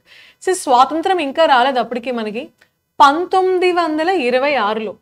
ఓకే, అప్పుడు బ్రిటిష్ వాళ్ళు ఉన్నారు, బ్రిటిష్ పరిపాలన కొనసాగుతున్న రోజులవి. ఆ బ్రిటిష్ వాళ్ళు అంటారు, బాబు భారతదేశానికి ఒక సెంట్రల్ బ్యాంక్ ఉంటే బాగుంటుంది, ఆ బ్యాంక్ అన్ని ఇంకా ఫినాన్షియల్కి సంబంధించి అన్ని ఇష్యూస్ అది టేక్ కేర్ చేసేలా ఉంటే బాగుంటుందని చెప్పి, ఓకే, ఈ బ్రిటిష్ వాళ్ళు కమిటీ పెడతారు. ఆ కమిటీ పేరు ఏంటంటే it is called as royal commission on Indian currency. ఆ కమిటీ పేరేంటమ్మా? Royal commission on Indian currency and finance. చాలా మందికి ఈ కమిటీ పేరే తెలీదు. ఏంటి కమిటీ పేరంటే హిల్టన్ యంగ్ అంటారు, కానీ అది రాంగ్ ఆన్సర్ అమ్మా. ఈ కమిషన్కి హెడ్ హిల్టన్ యంగ్, అందుకే ఈ కమిషన్ ఏమంటారు? హిల్టన్ యంగ్ కమిషన్ అని అంటారు. బట్ ఆ కమిషన్ ఒరిజినల్ పేరేంటి? Royal commission on Indian currency and finance, ఇది ఒరిజినల్ పేరు. సో ఈ కమిషన్ని మనం తరచుగా కామన్గా Hilton Young commission, because Hilton Young is a chairman, is a head of this committee, so it is repeatedly called as Hilton Young commission. Okay, so ఈ royal కమిషన్కి head Hilton Young ఉన్నారు. వీళ్ళు ఏం చెప్పారు అంటే ఖచ్చితంగా భారతదేశానికి ఒక సంస్థ ఉండాలి, ఒక సెంట్రల్ బ్యాంక్ ఉండాలి. సో స్థాపించేశారు. ఓకే, సో 1934, వీళ్ళు 1926లో చెప్పారు. 34లో ఏం చేస్తారు? Reserve bank of India act అనే ఒక యాక్ట్ని పాస్ చేసి 1934లో మొత్తానికి ఆర్బీఐని 1 ఏప్రిల్ 1935లో రిజర్వ్ బ్యాంక్ ఆఫ్ ఇండియాని స్థాపించారు. ఓకే, ఎక్కడ స్థాపించారు? క్యాల్కట్టాలో స్థాపించారు. ఎక్కడమ్మా? Calcutta. It is in West Bengal. గుర్తుపెట్టుకోండి, క్యాల్కట్టాలో స్థాపించినప్పుడు దీన్ని ఎవరు స్థాపిస్తారు? గవర్నమెంట్ అప్పటికి లేదు కదా, బికాస్ అప్పటికి మనకి స్వాతంత్రమే లేదు. సో గవర్నమెంట్ ఎక్కడి నుంచి వస్తుంది?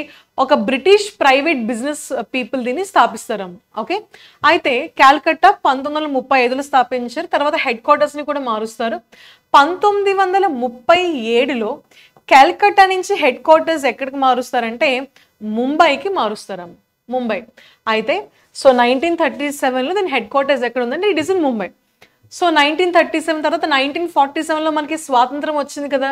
సో 1947 స్వాతంత్రం వచ్చాక 1949లో గవర్నమెంట్ ఆఫ్ ఇండియా ఏం చేస్తుందంటే రిజర్వ్ బ్యాంక్ ఆఫ్ ఇండియాని కొనేసుకుంటుంది. సో దాన్ని ఏమంటారు? జాతీయం చేసింది. Reserve bank of India nationalisation ఎప్పుడు జరిగింది అని అడుగుతారు. In which year RBI is nationalised?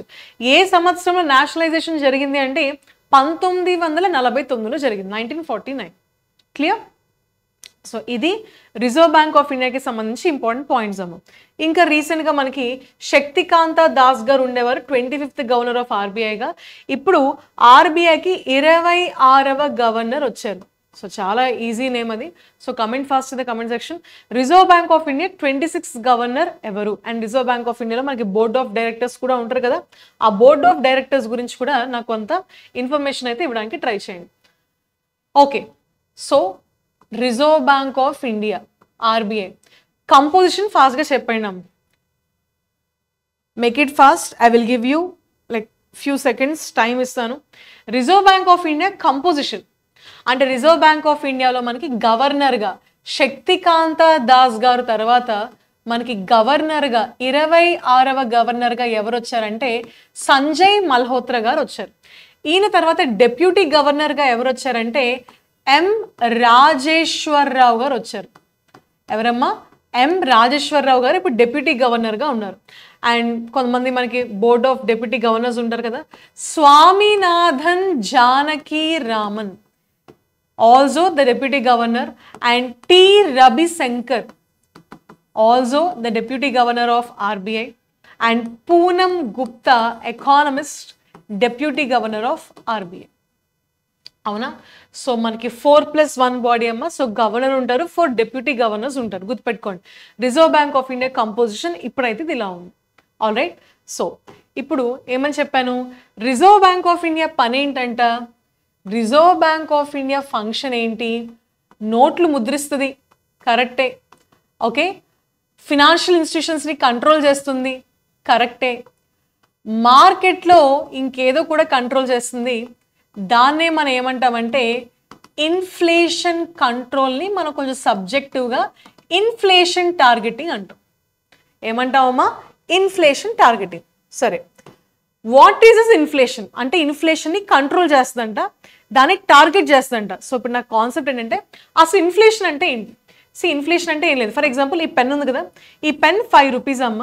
సడన్గా ఈ పెన్ ధర పెరిగింది, ఆల్మోస్ట్ 100% పెరిగింది, లైక్ 10 రూపీస్ అయిపోయింది. కొన్ని 2-3 రోజులు, ఒక నెల 2 నెలలు ఓకే, అది లైక్ ఎక్కువ టైం పీరియడ్ వరకు దాని ధర అలా కాన్స్టెంట్గా పెరిగిపోయింది. సో ఇన్ఫ్లేషన్ అంటే ఏం లేదు, rise in the prices is called as inflation. Temporary కాదు, లైక్ పర్మనెంట్గా ఎక్కువ రోజులు ఎఫెక్ట్ కనిపిస్తుంది అన్నదని ఇన్ఫ్లేషన్ అంటే. ఇన్ఫ్లేషన్లో కూడా మనకి చాలా టైప్స్ ఉంటాయమ్మా. అయితే ఇన్ఫ్లేషన్ ఎందుకు వస్తుంది? ఇన్ఫ్లేషన్ రావడానికి చాలా చాలా కారణాలు ఉంటాయి. దాంట్లో ఒక మేజర్ అంటే బేసిక్ కారణం ఏంటంటే, అంటే వస్తు సేవలకి ధర పెరిగినా జనాలు కొనేస్తారంటే దాని అర్థం ఏంటి? ఫర్ ఎగ్జాంపుల్ ఒక ఫ్యామిలీ ఉంది, ఆ ఫ్యామిలీకి నెలసరి ఇన్కమ్ 10,000 రూపాయలు. ఓకే, సడన్గా ఫ్యామిలీకి ఇన్కమ్ పెరిగిందమ్మా 1 lakh రూపీస్. ఇప్పుడు ఫ్యామిలీ ఇన్కమ్ అయింది. ఫ్యామిలీకి ఇన్కమ్ ఎక్కువ వస్తుంది,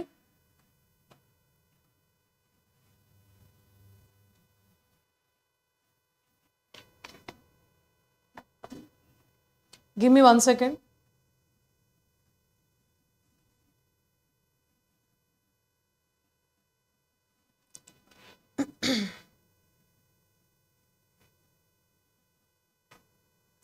సో ఒకప్పుడు 10,000 రూపాయలు వచ్చే ఇన్కమ్ ఇప్పుడు ఎంత వచ్చిందమ్మా? 1 lakh రూపీస్. అంటే ఇప్పుడు ఖచ్చితంగా ఫ్యామిలీ ఏం చేస్తుంది? ఖర్చు ఎక్కువ పెడుతుందా? ఎక్స్పెండిచర్ ఖచ్చితంగా ఎక్కువ చేస్తుంది. ఎక్స్పెండిచర్ ఇలా అన్ని ఫ్యామిలీస్ ఆర్ ఎక్కువ మందిలో ఎక్స్పెండిచర్ ఎక్కువ చేస్తారు. ఎక్స్పెండిచర్ ఖర్చు ఎక్కువ చేస్తారంటే మార్కెట్లో వస్తు సేవలకి డిమాండ్ పెరుగుతుందా? గూడ్స్ అండ్ సర్వీసెస్కి డిమాండ్ పెరుగుతుంది కదా. సో డిమాండ్ పెరిగితే ఏమవుద్దమ్మా? ఆటోమేటిక్గా ప్రైస్ పెరుగుద్ది. ఈ ప్రైస్ మనకి ఎక్కువ రోజులు కాన్స్టెంట్గా పెరుగుతూ వెళ్ళిపోయింది అనుకోండి, లిమిట్ దాటి, ఆ సిచ్యువేషన్నే మనం ఏమంటామంటే it is called as inflation అని చెప్తాం. దాన్నే మనం ఏమంటామో it is called as inflation. ఇప్పుడు రిజర్వ్ బ్యాంక్ ఆఫ్ ఇండియా ఈ ఇన్ఫ్లేషన్ పర్సంటేజ్ వరకు అలో చేస్తుంది. బికాజ్ ఇన్ఫ్లేషన్ గుడ్ బ్యాడ్ అంటే ఒక లెవెల్ వరకు it is very good for economy. Because inflation ఉంటేనే మనకి అంటే ఇప్పుడు ఫర్ ఎగ్జాంపుల్ మీకు ఈ 2025కి మీకు 1 lakh రూపీస్ శాలరీ వస్తుందమ్మా. 2050కి కూడా 1 lakh రూపీస్ శాలరీ వస్తుంది. మీకు ఫ్రస్ట్రేషన్ వస్తుందో లేదు, ఎందుకంటే 2025, 50తో కంపేర్ చేస్తే అప్పుడు ఖర్చులు పెరుగుతాయి, బికాజ్ ధరలు పెరుగుతాయి. ఓకే, అంటే ఇప్పుడు మీకు ఎందుకు ఫ్రస్ట్రేషన్ వస్తుంది? ధరలు పెరిగిపోతున్నాయి, మీ జీతం పెరగట్లేదు. ఇప్పుడు ఫర్ ఎగ్జాంపుల్ 2050లో కూడా ధరలు ఏం పెరగలేదు, మీ శాలరీ 1,00,000 రూపాయలే ఉంది. మీకు ఏమైనా ఫ్రస్ట్రేషన్ వస్తుందో రాదు, ఎందుకంటే సేమ్ ధరలోనే మీకు డబ్బులు సరిపోతున్నాయి. సో ఇన్ఫ్లేషన్ ఎందుకంటే ఎకానమీని బూస్ట్ చేయడానికి. ఎకానమీ బూస్ట్ అయితే మనకి డిజైర్ పెరుగుతుంది, అంటే నాకు ఎక్కువ డబ్బులు రావాలి. ఎక్కువ డబ్బులు రావాలంటే మీరు ఏం చేస్తారు? ఎక్కువ కష్టం పడతారు, ఎక్కువ వర్క్ చేస్తారు, అంటే మీరు క్రియేటివ్గా ఆలోచిస్తారు, ప్రొడక్టివిటీ ఎక్కువ ఉంటుంది. సో ఇన్ఫ్లేషన్ ఇండైరెక్ట్గా మనకి ఇండివిజువల్ ప్రొడక్టివిటీని పెంచుతుంది. సో ఇన్ఫ్లేషన్ ఒక లెవెల్ వరకు it is very good for the economy, level దాటితే it is not good. So ఇప్పుడు రిజర్వ్ బ్యాంక్ ఆఫ్ ఇండియా ఏం చేస్తుందంటే ఈ ఇన్ఫ్లేషన్ని తగ్గించడానికి చాలా విధాలుగా ట్రై చేస్తూ ఉంటుంది. ఇప్పుడు ఈ ఇన్ఫ్లేషన్ తగ్గించడానికి రిజర్వ్ బ్యాంక్ ఆఫ్ ఇండియా ఏం చేస్తుందంటే మనం ఒక పాలసీని తీసుకొద్దాం. ఆ పాలసీ పేరే మానిటరీ పాలసీ. ఈ మానిటరీ పాలసీ ద్వారా ఏం చేస్తుందమ్మా? ఇన్ఫ్లేషన్ని తగ్గించడానికి రకరకాల మెథడ్స్ అవి కనబడుతూ ఉంటుంది. సో ఈ మానిటరీ పాలసీని తయారు చేయడానికి దీనికి ఒక కమిటీని పెట్టిందమ్మా. ఆ కమిటీ పేరే మానిటరీ పాలసీ కమిటీ. దీన్ని ఏమంటామంటే it is called as MPC. ఏమంటామమ్మా? Monetary policy committee. ఈ కాన్సెప్ట్ మనకి ఫస్ట్ టైం ఎప్పుడు ఇంట్రడ్యూస్ చేసిందంటే 27th June 2016లో ఈ కాన్సెప్ట్ని reserve bank of India first time introduce చేసింది. మరి ఈ మానిటరీ పాలసీ కమిటీలో ఎవరెవరు ఉంటారు? Who are the members of this monetary policy committee అని మీరు అడగచ్చు. మానిటరీ పాలసీ కమిటీలో మనకి మొత్తం 6 మెంబర్స్ ఉంటారమ్మ. Monetary policy committee is a 6 member committee. So దీంట్లో ఒకరు ఎవరు ఉంటారంటే రిజర్వ్ బ్యాంక్ ఆఫ్ ఇండియా గవర్నరే ఉంటారు. Reserve bank of India governor దీనికి ఎక్స్ ఆఫీషియో చైర్పర్సన్గా ఉంటారు. అండ్ దాంతోపాటు ఆర్బీఐ డెప్యూటీ గవర్నర్ ఉంటారు. ఆర్బీఐ డెప్యూటీ గవర్నర్ కూడా ఒక ఎక్స్ ఆఫీషియో చైర్పర్సన్గా ఉంటారు. అండ్ ఆర్బీఐ ఒక ఆఫీసర్ని నామినేట్ చేస్తుందమ్మా. నామినేట్ చేసి ఒక ఆఫీసర్ని పంపిస్తుంది. ఆర్బీఐ బోర్డు ఒక ఆఫీసర్ని నామినేట్ చేసి పంపిస్తుంది. అండ్ ఇక్కడ ముగ్గురు అయిపోయారు కదా, ఇంకొక ముగ్గురు ఎక్కడి నుంచి వస్తారంటే గవర్నమెంట్ ఆఫ్ ఇండియా నామినేట్ చేస్తుంది. గవర్నమెంట్ ఆఫ్ ఇండియా నామినేట్ చేసి ఒక ముగ్గురు ఎక్స్పర్ట్స్ని పంపిస్తుంది. ఇలా మానిటరీ పాలసీ కమిటీలో మొత్తం ఎంతమంది ఉంటారంటే 6 మంది ఉంటారు. ఈ 6 మంది ఏం చేస్తారు అంటే ఇన్ఫ్లేషన్ని కంట్రోల్ చేయడానికి రకరకాల విన్యాసాలు, రకరకాల మెథడ్స్ని కనిపెడుతూ ఉంటారు. సో దీంట్లో వీళ్ళు ఏం చేస్తారు, కొన్ని టూల్స్ ఉంటాయి. మానిటరీ పాలసీ టూల్స్ అని చెప్పి కొన్ని టూల్స్ని వాడి ఇన్ఫ్లేషన్ని కంట్రోల్ చేయడానికి ట్రై చేస్తారు. For example repo rate, reverse repo rate, cash reserve ratio, statutory liquidity ratio, ఇలా మనకు కొన్ని టూల్స్ ఉంటాయి. ఈ టూల్స్ని వీటి యొక్క పర్సంటేజెస్ని, వాల్యూస్ని పెంచుతూ తగ్గించుతూ ఈ మనీ సప్లైని అంతా కంట్రోల్ చేస్తుంది. అర్థమైందా? సో ఇదంతా ఎందుకు ఇంట్రో ఇచ్చాను అంటే ఇప్పుడు రిజర్వ్ బ్యాంక్ ఆఫ్ ఇండియా ఈ మానిటరీ పాలసీకి సంబంధించిన అప్డేట్స్ ఇప్పుడు మనకు ఉన్నాయి. All right. అండ్ దీనికి సంబంధించి రెపో రేట్ మనకి, ఓకే, జీడిపి గ్రోత్ ఫోర్కాస్ట్, ఇవన్నీ మనకి ఇక్కడ మెన్షన్ చేయడం జరిగింది. సో ఈ ఇంట్రడక్షన్ మీకు వింటే ఇప్పుడు నేను చెప్పేది కొంచెం అర్థవంతంగా ఉంటుంది, లేదా ఏదో బట్టి కొట్టినట్టే ఉంటుంది. అంటే రెపో రేట్ తగ్గించారు, పెంచారు, ఇట్ డజంట్ ఇది కదా. సో నేను కొంచెం మీనింగ్ఫుల్గా మీకు చెప్పడానికి ట్రై చేస్తున్నాను, సో దట్ మీరు you need not to buy heart Aam. Is is clear? Okay. So ఇప్పుడు కాంటెక్స్ట్ ఏంటో చూద్దాం. So what is this repo rate? Repo rate అంటే ఏంటం? సో ఈ మానిటరీ పాలసీలో భాగంగా మనకి రెపో రేట్ మనకి 5.50% అని చెప్పి చెప్తున్నారమ్మ. అయితే ఈ మానిటరీ పాలసీకి రెపో రేట్, అసలు రెపో రేట్ అంటే ఏంటి, వాట్ ఈస్ ద ఇంపార్టెన్స్? ఇప్పుడు మానిటరీ పాలసీ అంతా దేనికని చెప్పాను? ఇన్ఫ్లేషన్ని కంట్రోల్ చేయడానికి. సో రెపో రేట్కి ఇన్ఫ్లేషన్కి ఏమైనా సంబంధం ఉందంటే ఇప్పుడు ఒక 2 minutes దీని గురించి మాట్లాడతాను. ఓకే, సరే. రెపో రేట్ అంటే ఏంటమ్మా? టెక్స్ట్ బుక్ డెఫినేషన్ ప్రకారంగా రెపో రేట్ అంటే రిజర్వ్ బ్యాంక్ ఆఫ్ ఇండియా బ్యాంకులకి కావాల్సినప్పుడు అడిగినప్పుడు లోన్స్ ఇస్తుందమ్మా. లోన్స్ అయితే ఈ లోన్స్ మనకి 2 రకాలు ఉంటాయి. ఒకటి ఏంటి అంటే లాంగ్ టర్మ్ లోన్స్, ఇంకొకటి short term loans. Long term loans, short term loans. Long term loans ఇచ్చినప్పుడు ఆర్బీఐ అంటుంది, బాబు నాకు డబ్బులు ఊరికే రావు, ఓన్లీ లలిత జ్యువెలరీకే కదా, మాకు రాదు. సో మీరు నాకు కూడా వడ్డీ కట్టాలని చెప్తారు. బ్యాంకులు అంటే ఓకే మేము వడ్డీ కడతాం, మాకు ఏం డబ్బులు ఊరికే అక్కర్లేదు, I will pay you the interest. Long term loans తీసుకున్నప్పుడు బ్యాంకులు ఆర్బీఐకి ఇచ్చే వడ్డీని మనం ఏమంటాం? బ్యాంక్ రేట్ అంటాం. ఏమంటామమ్మా? Bank rate. ఇది బేస్డ్ ఆన్ ద బ్యాంక్ యొక్క ఫినాన్షియల్ బ్యాలెన్స్ షీట్ అనే పాయింట్ ఆఫ్ వ్యూ ఇది లాంగ్ టర్మ్ లోన్స్ ఫిక్స్ చేస్తుంది. షార్ట్ టర్మ్ లోన్స్ ఏంటంటే బ్యాంకులకి అప్పుడప్పుడు షార్ట్ టర్మ్ లిక్విడిటీ క్రంచ్ వస్తుంది. ఓవర్ నైట్ మనకు అప్పుడప్పుడు ఈ ఇంబ్యాలెన్స్ వచ్చినప్పుడు ఈ బ్యాంకులు ఏం చేస్తాయంటే ఆర్బీఐని డబ్బులు అడుగుతాయి. ఓకే, అడిగినప్పుడు ఆర్బీఐ అంటది, నేను నీకు ఏ షూరిటీతో ఇవ్వాలి, నువ్వు నాకు 24 గంటలు ఇచ్చేస్తాను అంటున్నావు, నమ్మకం ఏంటంటే 24 hours ఇచ్చేస్తానన్న గ్యారంటీ ఏంటి అని అడుగుతుంది. బ్యాంక్స్ అంటే ఇంత నమ్మకం లేకపోతే ఇంకెందుకు, సరే నా దగ్గర గవర్నమెంట్ సెక్యూరిటీస్, బాండ్స్ బోల్డ్ ఉంటాయి, వాటిని నేను కొలెటరల్గా పెడుతున్నాను. అంటే కొలెటరల్ అంటే వాట్ ఐ మీన్ ఇస్ షూరిటీగా పెడుతున్నాను, ఇవి తీసుకొని మీరు నాకు అప్పు ఇవ్వండి. ఆర్బీఐ అంటే బాండ్స్ సెక్యూరిటీస్ ఇస్తున్నానని చెప్పి వడ్డీ లేకుండా అనుకోక వడ్డీ ఖచ్చితంగా ఉంటుంది. బ్యాంక్ రేట్ కన్నా వడ్డీ ఇంకా ఎక్కువ ఉంటుంది, బికాస్ షార్ట్ టర్మ్ కాబట్టి. ఓకే, సరే వడ్డీ ఎంత ఇచ్చి పడేస్తా, అది కూడా వడ్డీనే రెపో రేట్ అంటారు. ఏమంటారమ్మా? Repo rate. So repurchase agreement అంటే ఇక్కడ బ్యాంకులకి ఆర్బీఐకి ఒక అగ్రిమెంట్ అవుతుంది. సో బ్యాంకులు దానికి సంబంధించి షార్ట్ టర్మ్ లోన్స్ కోసం టెంపరీగా దాని దగ్గర ఉన్న బాండ్స్ సెక్యూరిటీస్ని తాకట్టుగా పెట్టి ఇది అప్పు తెచ్చుకుంటుంది. సో మళ్ళీ ఆర్బీఐ ఏం చేయాలి, ఆ బాండ్ సెక్యూరిటీస్ దానికి ఇచ్చేయాలి. దాని బాండ్స్ అండ్ సెక్యూరిటీస్ ఎవరి దగ్గర నుంచి తీసుకుందో దానికి మళ్ళీ ఇచ్చేయాలి on an agreement, on understanding. Repurchasing of bonds and securities అనే ఒక అండర్స్టాండింగ్తో ఇది అప్పిస్తుంది. కాబట్టి దీన్ని ఏమంటాం, it is a repo rate. So repo rate అంటే షార్ట్ టర్మ్ లోన్స్కి రిజర్వ్ బ్యాంక్ ఆఫ్ ఇండియా బ్యాంకులకి ఛార్జ్ చేసే ఒక వడ్డీ రెపో రేట్ అని అంటారు.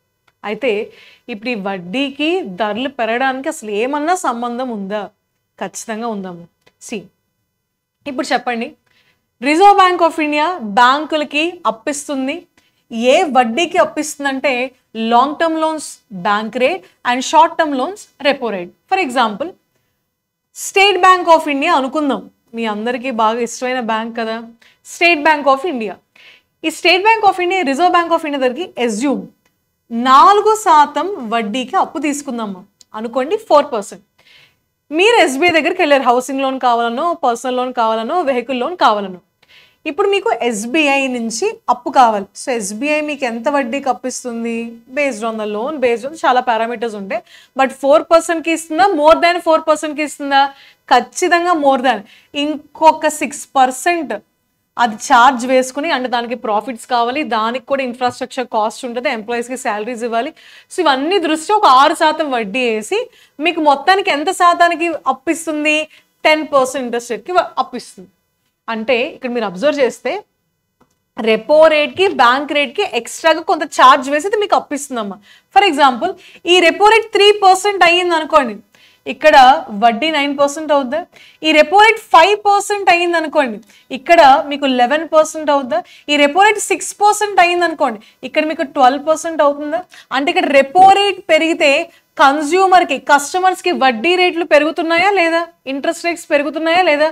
ఖచ్చితంగా పెరుగుతాయి. రెపో రేట్ పెరిగితే మనకి వడ్డీ రేట్లు పెరుగుతాయి, రెపో రేట్ తగ్గితే వడ్డీ రేట్లు తగ్గుతాయి. ఈ రిలేషన్ ఓకే కదా? ఓకే, సరే. అయినా మాకు అర్థం కాలేదు ఇన్ఫ్లేషన్కి వడ్డీ రేట్లకి సంబంధం ఏంటి. ఇప్పుడు ఇందాక ఏం చెప్పానమ్మా, ఇన్ఫ్లేషన్ ఎందుకు వస్తుంది? ధరలు పెరగడం వల్ల వస్తుంది. ధరలు ఎందుకు పెరుగుతున్నాయి? ఎక్స్పెండిచర్ పెరిగిపోతుంది, దీనివల్ల వస్తు సేవలకి డిమాండ్ పెరిగిపోతుంది. అవునా? డిమాండ్ పెరిగిపోవడం వల్ల మనకి ఏమవుతుంది, ప్రైస్ పెరుగుతుంది. అంటే ఓవరాల్గా ఇలా చెప్పచ్చా, ఇన్ఫ్లేషన్ రావడానికి కారణం ఏంటి అంటే money supply one of the reason అని చెప్పచ్చా. మార్కెట్లో మనీ సప్లై విపరీతంగా పెరిగిపోతుంది, దీనివల్ల ప్రజలకు అడ్డు అదుపు లేకుండా ఖర్చులు పెట్టేస్తున్నారు. ఇలా అనుకోవచ్చా, ఈ కంక్లూజన్ తీసుకోవచ్చా? ఇన్ఫ్లేషన్ రావడానికి చాలా రీజన్స్ ఉంటాయమ్మా. కన్జ్యూమర్ సైడ్ ఇన్ఫ్లేషన్ ఉంటుంది, కన్జ్యూమర్ డిమాండ్ వల్ల, లేదా మనకి సప్లై సైడ్లో కొన్ని ఇష్యూస్ రావడం వల్ల కూడా ఇన్ఫ్లేషన్ ఉంటుంది. బట్ ఈ కాన్సెప్ట్ చూసుకోండి, ఇది ఓవరాల్గా ఇది మనకి అప్లై అవుతుంది, ఎస్ ఆర్ నో? సో ఇప్పుడు ఆర్బీఐ ఏం చేస్తుందంటే ఇన్ఫ్లేషన్ ఇంత ఎక్కువైపోతుంది, ఇదంతా దీనికి కారణం అంటే బంగారు రేటు పెరిగిపోతున్న జనాలు కొనేస్తున్నారు, ల్యాండ్స్ రేటు పెరిగిపోతున్న జనాలు కొనేస్తున్నారు, ఇల్లు రేట్లు పెరిగిపోయినా జనాలు కొనేస్తారు. ఎందుకు కొన్నారు? వాళ్ళకి ఇన్కమ్ ఉంది, మనీ సప్లై ఉంది. సో మనీ సప్లైని కంట్రోల్ చేయాలి. సో ఇప్పుడు ఆర్బీఐ అంటుంది నీ దగ్గరకు వచ్చి, బాబు నీ డబ్బులు నాకు ఇచ్చేయి అంట. నువ్వు అంటావు నేనెందుకు నా డబ్బులు నీకు ఇస్తా, ఎంత ఆర్బీఐ, ఇది నా డబ్బు, ఇది నా కష్టార్జితం, నా హార్డ్ వర్క్, ఇన్ని రోజులు ఏం పడిన కష్టం వల్ల నా డబ్బు ఇది, నీకెందుకు నేను ఇస్తా, నేను ఇవ్వను పో అంట. అప్పుడు రిజర్వ్ బ్యాంక్ ఆఫ్ ఇండియా ఏం చేస్తుంది, సరే నువ్వు నాకు మనీ ఇవ్వవు కదా, ఓకే ఇవ్వద్దు, మీ దగ్గరే పెట్టుకోండి, మీ దగ్గర నుంచి ఎలా తీసుకోవాలో నాకు తెలుసు, I will make the money costly అంట. ఏమంటది, నేను మనీని కాస్ట్లీ చేస్తున్నా అంటది. మనీ అంటేనే కాస్ట్లీ కదా, మళ్ళీ మనీని కాస్ట్లీ చేయడం అని మీరు అడగచ్చు. మనీ కాస్ట్లీ అంటే ఏం లేదమ్మా, simple. Money availability or money సప్లైని తగ్గించడానికి ట్రై చేస్తుంది. అంటే ఏం చేయాలి, వడ్డీ రేట్లు పెంచాలి. ఏం చేయాలి, వడ్డీ రేట్లు పెంచాలి. ఫర్ ఎగ్జాంపుల్ మీకు ఒక లోన్ కావాలి, దానికి వడ్డీ రేటు 6% 7% అనుకోండి, మీరు లోన్ తీసుకుంటారు. ఫర్ ఎగ్జాంపుల్ సడన్గా లోన్కి లైక్ ఇంట్రెస్ట్ రేట్ 15% 20% వేస్తారు అనుకుందాం, ఎక్స్ట్రీమ్స్. అప్పుడు మీరు లోన్ తీసుకోవడానికి ఇష్టపడతారా లేదా? మీరు అప్పుడు ఏం చేస్తారు, బాబాయ్ వడ్డీ రేట్లు పెరిగిపోయి మన ఊరికి డబ్బులు ఖర్చు పెట్టుకోకూడదు, అవసరమైనవి కొనుక్కుందాం, మిగతావి సేవింగ్ చేసుకుందాం. అంటే మీరు ఎలా టర్న్ అవుట్ అవుతున్నారమ్మా, ఖర్చు తగ్గించేసి సేవింగ్స్ పెంచేస్తున్నారు. ఈ సేవింగ్స్ పెంచడం వల్ల ఏమవుతుంది, ఎక్స్పెండిచర్ తగ్గుతుంది. ఎక్స్పెండిచర్ తగ్గడం వల్ల మార్కెట్లో గూడ్స్ అండ్ సర్వీస్కి ఏమవుతుంది, డిమాండ్ తగ్గుతుంది. డిమాండ్ తగ్గితే ఆటోమేటిక్గా గూడ్స్ అండ్ సర్వీస్కి ఏమవుద్ది, ప్రైస్ తగ్గుద్ది. ప్రైస్ తగ్గితే ఏమవుతుందమ్మా, ఇన్ఫ్లేషన్ ఆటోమేటిక్ కంట్రోల్ అయిపోద్ది. గుర్తుపెట్టుకుంది, ఒక ఓవర్ నైట్ జరిగిపోతుంది, ఇదే మ్యాజిక్ కాదు. అంటే ఇలా ఆర్బీఐ వడ్డీ రేట్లు పెంచగానే నైట్కి సేవింగ్స్ పెరిగిపోవమ్మా. ఖచ్చితంగా కొంత టైం పీరియడ్ అయితే అవసరం, 1 నెల 2 నెలలు 3 నెలలు time period is important. Okay, so ఇక్కడ వడ్డీ రేట్లు పెంచుతుంది అంటే ఏంటి, జనాల్ని భయపెడుతుంది, సో దట్ వాళ్ళు సేవింగ్స్కి టర్న్అవుట్ అవ్వాలని. అప్పుడు మీరు అంటారు ఇది ఎలా బెనిఫిట్ అవుతుంది, సేవింగ్స్ చేస్తున్నారు కదా. సో సేవింగ్స్లో మనకి ఏం జరుగుతుంది, సేవింగ్స్ అంటే మీరు డబ్బులు ఖర్చు పెట్టుకోకుండా బ్యాంకులో మీరు అకౌంట్లో సేవ్ చేసుకుంటున్నారు. ఇప్పుడు మీరు ఇచ్చే సేవింగ్స్ బ్యాంకుకి లోన్ అమౌంట్గా పనికొస్తుందా, అంటే మీరు పెట్టే సేవింగ్స్ని బ్యాంక్ ఎలా వాడుతుంది, వేరే వాళ్ళకి అప్పులు ఇస్తుంది. సో ఆ సేవింగ్స్ అవి వేస్ట్ అయిపో. సేవింగ్స్ మనకి బ్యాంక్స్లోనే జరుగుతుంది కాబట్టి బ్యాంక్స్కి ఒక లిక్విడిటీ ఇస్తుందమ్మా. సో దట్ బ్యాంక్స్ మళ్ళీ లోన్స్ ఇచ్చేలా చేస్తుంది. బట్ లోన్స్ ఎవరు తీసుకోవడానికి ఇష్టపడరు, ఎందుకంటే వడ్డీ రేట్లు ఎక్కువ ఉన్నాయి కాబట్టి. బట్ ఖచ్చితంగా అవసరమైన వాళ్ళు తీసుకుంటారు. ఇప్పుడు బిజినెస్ ఇన్వెస్టర్స్ కానీ క్యాపిటల్ ఇన్వెస్టర్స్ కానీ ఖచ్చితంగా డబ్బు తీసుకుంటాను అంటుంది. సేవింగ్స్ వల్ల మనకేం నష్టం జరగదు. బట్ ఇనీషియల్గా అయితే మనకి ఏం జరుగుతుంది, ఇన్ఫ్లేషన్ అయితే కంట్రోల్ అవుతుంది. Is is clear? సో ఇప్పుడు చెప్పండి, ఇన్ఫ్లేషన్ కంట్రోల్ చేయడానికి వడ్డీ రేట్లు పెంచాలి. వడ్డీ రేట్లు పెంచాలి, ఇందాక రిలేషన్తో లింక్ చేయండి. వడ్డీ రేట్లు పెంచాలి అంటే ఏం చేయాలి, రెపో రేట్ పెంచాలా తగ్గించాలా, రెపో రేట్ పెంచాలి. వడ్డీ రేట్లు పెంచాలంటే ఆర్బీఐ ఇండైరెక్ట్గా ఏం చేస్తుంది, రెపో రేట్ పెంచుతుంది.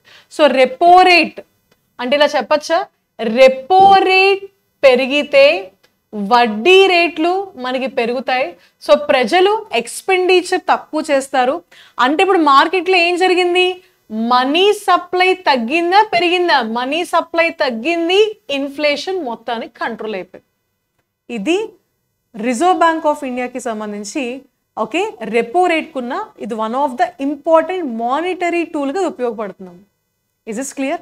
అయితే ఇంకొక పాయింట్ కూడా చూడండి.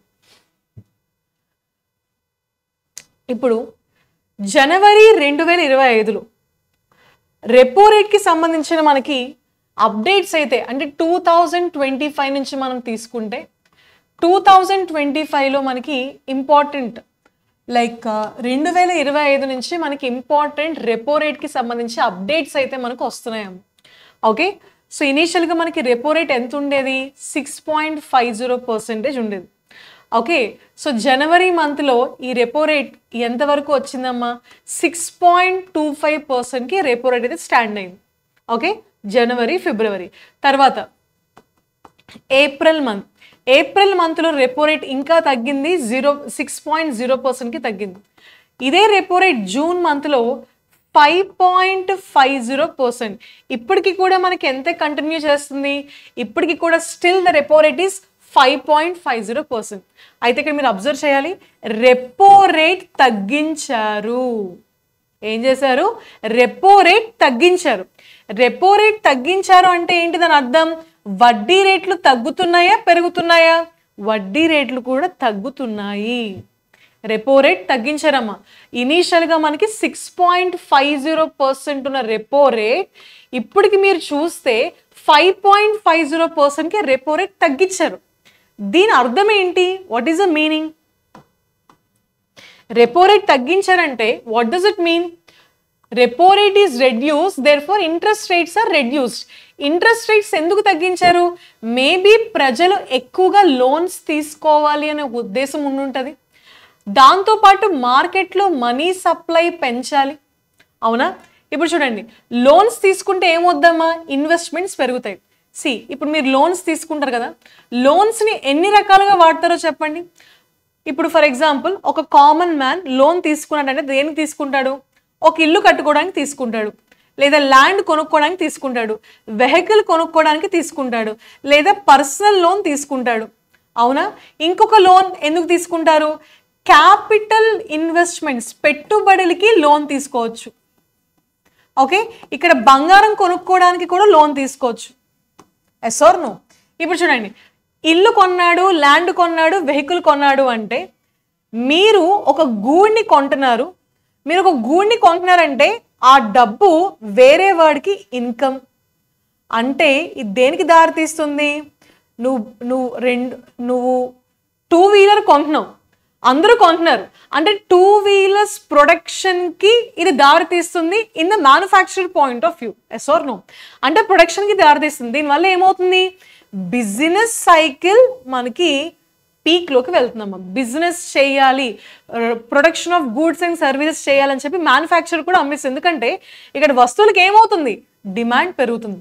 సో లోన్ అమౌంట్ నువ్వు దీనికి వాడుతావు. క్యాపిటల్ ఇన్వెస్ట్మెంట్ అంటే నువ్వు ఏదైనా ఒక బిజినెస్లో పెట్టుబడి పెడుతున్నావు అంటే you are manufacturing goods and services. నువ్వు ఒక్కడే మ్యానుఫ్యాక్చర్ చేయవు కదా, ఎంప్లాయీస్ని పెట్టుకుంటావు. అంటే దీనివల్ల ఏమవుతుంది? జాబ్ క్రియేషన్ జరుగుతుంది. జాబ్ క్రియేషన్ వల్ల మళ్ళీ ఏమవుతుంది? బిజినెస్ సైకిల్ ఎన్హాన్స్ అవుతుంది. అంటే వడ్డీ రేట్లు తక్కువ చేయడం వల్ల ప్రజలు లోన్స్ తీసుకుని దానివల్ల మీకు 2 ఉపయోగాలు కనిపిస్తున్నాయి. ఒకటి, మార్కెట్లో మనీ సప్లై పెరుగుతుంది. ఎందుకు పెరుగుతుంది? దానివల్ల లాభాలు ఏంటో మనం చూసాం. ఓవరాల్గా బిజినెస్ సైకిల్కి పుషప్ ఇస్తుందమ్మా.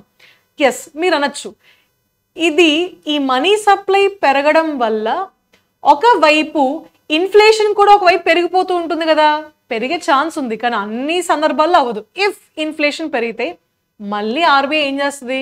మానిటరీ పాలసీలో మళ్ళీ రెపో రేట్ పెంచేస్తుంది. అర్థమవుతుందా? మళ్ళీ రెపో రేట్ కూడా పెంచుతుందమ్మా. అండ్ మీరు రీసెంట్గా చూస్తే ఫిబ్రవరి 2025 బడ్జెట్, ఇక్కడ మీకు ఇంకొక 2 కాన్సెప్ట్లు కూడా చెప్పాలి. నేను ఏమని చెప్పాను? ఇన్ఫ్లేషన్ని కంట్రోల్ చేయడానికి మనకి 2 ఎంటిటీస్ ఉంటాయమ్మా. ఇన్ఫ్లేషన్ని కంట్రోల్ చేయడానికి 2 ఎంటిటీస్ ఉంటాయి. ఒకటి reserve bank of India through monetary policy committee ద్వారా రెపో రేట్, సేమ్ ఇలాంటి కాన్సెప్ట్లే, reverse repo rate, cash reserve ratio, statutory liquidity ratio ద్వారా ఏం చేస్తుంది? ఇన్ఫ్లేషన్ని కంట్రోల్ చేస్తుంది. దీంతో పాటు గవర్నమెంట్ ఆఫ్ ఇండియా తరపున మినిస్ట్రీ ఆఫ్ ఫినాన్స్ కూడా కొన్ని మార్పులు చేర్పులు చేస్తుంది. మినిస్ట్రీ ఆఫ్ ఫినాన్స్ ఏం చేస్తుందంటే ట్యాక్సులు పెంచడాలు తగ్గించడాలు. ఫిబ్రవరి 2025 బడ్జెట్ని అందరూ పొగిడేశారు, అది సూపర్ బడ్జెట్, ఇప్పుడు వచ్చిలాంటి బడ్జెట్ మేము ఎప్పుడు చూడలేదని చెప్పి. ఎందుకు పొగిడారు? బికాస్ డైరెక్ట్ ట్యాక్స్ అని ఇన్కమ్ ట్యాక్స్ని తగ్గించారు, చాలా మటుకు నిల్ చేస్తారు. Yes or no? So income tax ఎందుకు తగ్గించారు? ఇక్కడ మీరు ఒక ఇంపార్టెంట్ పాయింట్ మర్చిపోతున్నారు. ఇన్కమ్ ట్యాక్స్ని తగ్గించారు అంటే, ఫర్ ఎగ్జాంపుల్ ఒక 1 lakh రూపీస్ సంపాదిస్తున్నవాడు లాస్ట్ ప్రకారంగా ఒక 10,000 రూపాయలు ట్యాక్స్, ఇప్పుడు వీడు అసలు ట్యాక్సే కట్టక్కర్లేదు. అంటే ఇప్పుడు వీడు ఎక్స్పెండిచర్లో 10,000 రూపాయలు యాడ్ అయ్యింది, అవునా? ఈ 10,000 రూపాయలు వీళ్ళు ఏం చేస్తాడు? ఎయిదర్ ఖర్చు పెట్టుకుంటాడు, లేదా నాకు అవసరమైనప్పుడు పనికొస్తాయని చెప్పి సేవింగ్స్ చేసేస్తాడు. అగైన్ సేవింగ్స్, నీ సేవింగ్స్ ఇంకొకటికి ఇన్వెస్ట్మెంట్. నువ్వు సేవింగ్ చేసినా పర్వాలేదు, నువ్వు ఖర్చు చేసినా పర్వాలేదు. బికాస్ నువ్వు ఖర్చు చేయడం వల్ల గూడ్స్ అండ్ సర్వీసెస్కి డిమాండ్ పెరుగుతుంది, డిమాండ్ పెరగడం వల్ల మ్యానుఫ్యాక్చరింగ్ పెరుగుతుంది, మ్యానుఫ్యాక్చరింగ్ పెరగడం వల్ల ఏమవుతుంది? జాబ్ క్రియేట్ అవుతుంది. అంటే ఇక్కడ గవర్నమెంట్ ఆఫ్ ఇండియా తెలివిగా ఏం చేస్తుందంటే ట్యాక్స్ స్లాబ్ని తగ్గించి ప్రజల దగ్గర నుంచే డబ్బులు డైవర్ట్ చేస్తుంది మార్కెట్లోకి. ఎయిదర్ యూ సేవ్ లేదా యూ ఇన్వెస్ట్. మీకు అర్థమవుతుందా? ఖర్చు అయినా పెట్టండి, సేవ్ అయినా చేయండి, ఏది చేసినా మాకు మంచిదే. ఏదైనా మీకు మార్కెట్లోకి అది మనీ అంతా వెళ్తుంది. సో అంటే ఇక్కడ చూడండి, గవర్నమెంట్ ఆఫ్ ఇండియా ఒకవైపు చేస్తుంది. గవర్నమెంట్ ఆఫ్ ఇండియా తీసుకునే ఈ పాలసీని మనం ఏమంటాం? Very beautiful word, fiscal policy. And RBI తీసుకున్న పాలసీని మనం ఏమంటాం? It is called as monetary policy. Monetary policy వల్ల ధరలు పెరిగితే ఫిస్కల్ పాలసీ చెక్ చేస్తుంది, ఫిస్కల్ పాలసీ వల్ల ధరలు పెరిగితే మానిటరీ పాలసీ కంట్రోల్ చేస్తుంది. సో 2 మనకి హ్యాండ్ ఆన్ హ్యాండ్ పనిచేయబట్టే ఇప్పుడు మన ఎకానమీలో సుస్థిరంగా స్టేబుల్గా ఉందాము. సో కోవిడ్ తర్వాత చాలామంది ఇండియన్ ఎకానమీ పడిపోద్ది అనుకున్నప్పుడు, లేదా ట్రంప్ తీసుకున్న డెసిషన్స్ వల్ల పడిపోద్ది అనుకున్నప్పుడు, because of this effective like coordinated monetary policy, fiscal policy ఉండడం వల్ల స్టిల్ ఇండియన్ ఎకానమీ ఇంకా స్టేబుల్గా ఉంది. You can also see here. So ఇక్కడ ఏమంటున్నారు? 6.5% అని చెప్పారు, కానీ ఇప్పుడు ఏమైందంట? 6.8%కి మన గ్రోత్ రేట్ పెరిగింది because of these 2 beautiful policies. Clear? Okay, సరే. ఒకసారి ఇక్కడ చూడండి, రెపో రేట్. ఇక్కడ మనకి ఎగ్జామ్లో డైరెక్ట్గా ఏమంటుందంటే రెపో రేట్ 5.50% అమ్మ. ఓకే, సో దీని ద్వారా ఇన్ఫ్లేషన్ని కంట్రోల్ చేస్తాం, దాంతోపాటు గ్రోత్ని కూడా సపోర్ట్ చేస్తాం. అండ్ ఇక్కడ ఫినాన్షియల్ ఇయర్ 2025-26 గాను మనకి 6.5%ని గ్రోత్ రేట్ అనగా 6.8%కి గ్రోత్ రేట్ అయితే పెంచారంట.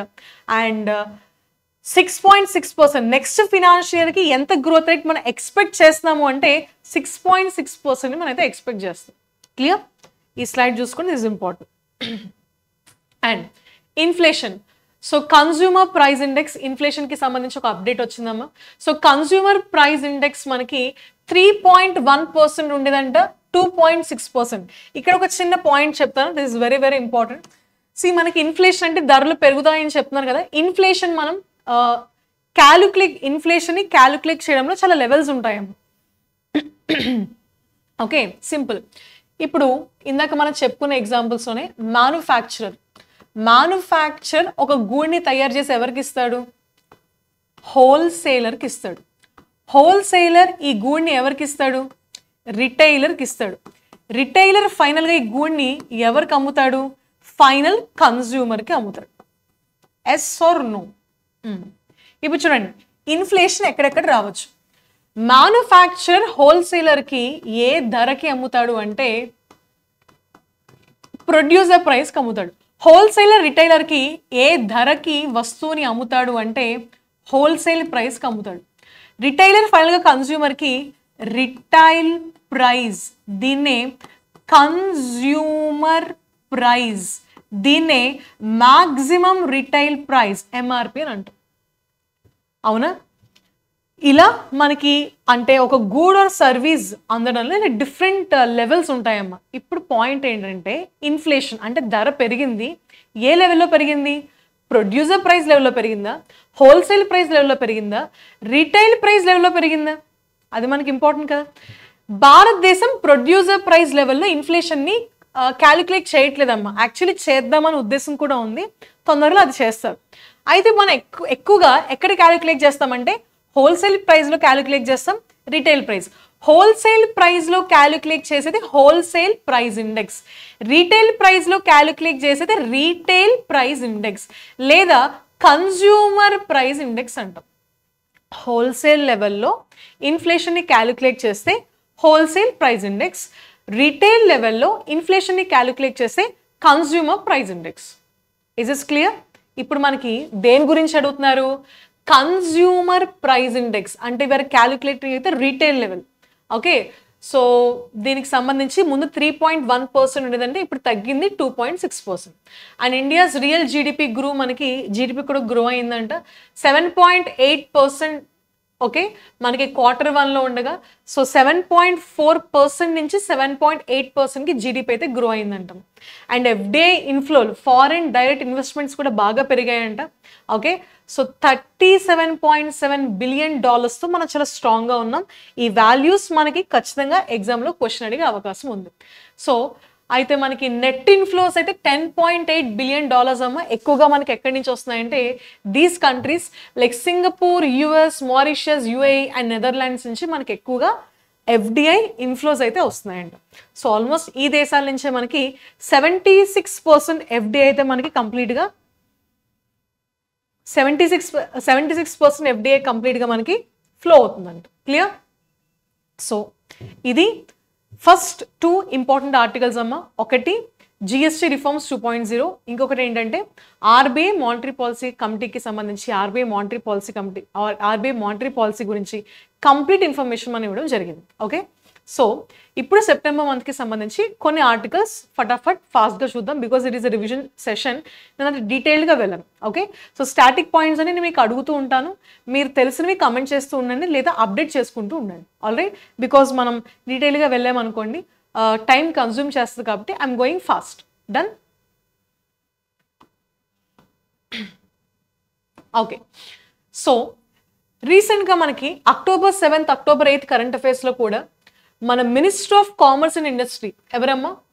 పీయూష్ గోయల్ గారు ఖతార్కి 3-day విజిట్ చేశారమ్మా. 3-day విజిట్ రీసెంట్గా మనకు అక్టోబర్ మంత్లోనే. అప్పుడు ఆయన లైక్ ఈ యూపీఐకి సంబంధించి ఒక అప్డేట్ అయితే తీసుకురావడం జరిగింది. సో దీనికి ముందు స్టోరీ బ్యాక్గ్రౌండ్లో ఏం జరిగింది అంటే సో ఇప్పటి నుంచి మనకి Indian travellers, okay, so September మంత్లో ఒక అప్డేట్ వచ్చింది. ఎవరైతే మన భారతీయులు ఖతార్కి వెళ్తున్నారో టూరిస్టులు కానీ అక్కడ సెటిల్ అయిన వాళ్ళు కానీ ఉద్యోగాలు చేస్తున్న వాళ్ళు కానీ భారతదేశానికి సంబంధించి యూపీఐని ఇప్పుడు ఫర్ కరెన్సీ ఎక్స్చేంజెస్ కానీ సో మనీ ట్రాన్సాక్షన్స్ కోసం మన భారతదేశం నుంచి యూపీఐని వాడచ్చంట. యూపీఐతో కంప్లీట్గా మన ట్రాన్సాక్షన్స్ చేయొచ్చంట. ఏ దేశం అమ్మా? Qatar. Which country? Qatar.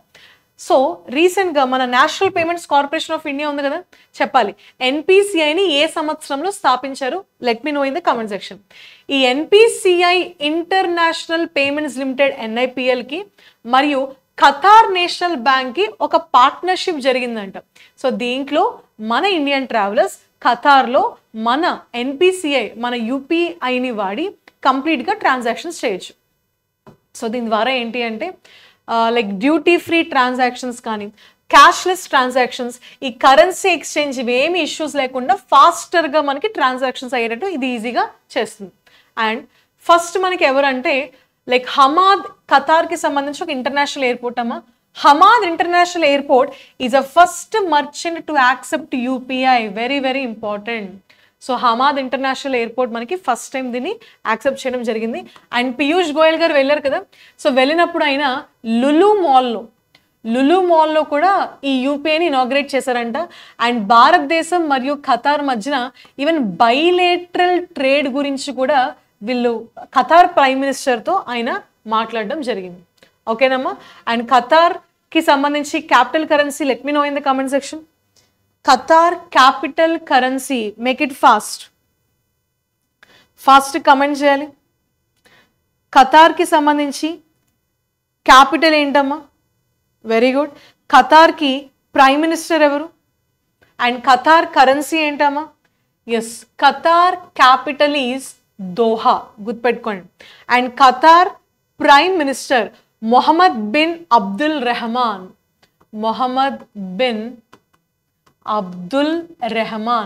And Qatar currency is riyal, Qatar riyal. So ఇక్కడ ప్రైమ్ మినిస్టర్తోనే మనకి ఈయన స్పెషల్ అడ్రస్ చేయడం జరిగిందంట మన Piyush Goyal garu. Is is clear? Next important article. So the Qatar we are done అమ్మా. సో సెకండ్ ఇంపార్టెంట్ ఆర్టికల్ చూడండి. Logistics is across different states. So logistics is అనే ఒక రిపోర్ట్ని, ఒక ఇండెక్స్ని మన కేంద్ర ప్రభుత్వం రీసెంట్గా రిలీజ్ చేసింది. ఎవరు రిలీజ్ చేశారు అంటే commerce and industry minister again Piyush Goyal గారు న్యూఢిల్లీలో లాంచ్ చేయడం జరిగిందమ్మా. సో బేసిక్గా ఈ లాజిస్టిక్స్ ఈజ్ దేని గురించి మాట్లాడుతుందంటే మన భారతదేశం అంతటా ట్రాన్స్పోర్టేషన్ ఇన్ఫ్రాస్ట్రక్చర్ ఎలా ఉంది, లాజిస్టిక్స్ సెక్టర్ ఎలా ఉంది, దానికి సంబంధించి పెర్ఫార్మెన్స్ గురించి మాట్లాడుతుందమ్మా. So states and UTs across logistics performance ఎలా ఉంది. ఇలాంటిదే వరల్డ్ బ్యాంక్ కూడా ఒక రిపోర్ట్ రిలీజ్ చేస్తాము. World bank logistics performance index అని యాక్చువల్లీ మనం ఇక్కడి నుంచి ఇన్స్పైర్ అయ్యాం అనమాట. ఓకే, సో ఇప్పుడైతే ఈ రిపోర్ట్ని మనకి ఎవరు తయారు చేస్తారంటే department for promotion of industry and internal trade, ministry of commerce and industry దీనైతే మనకి కంప్లీట్గా రిపోర్ట్ చేస్తుంది. ఓకే, అండ్ దీన్ని మనం లీడ్స్ అంటాం. So it is called as leads initiative, దాని ఫుల్ ఫామ్ అది లీడ్స్ అనమాట. Okay, abbreviation form.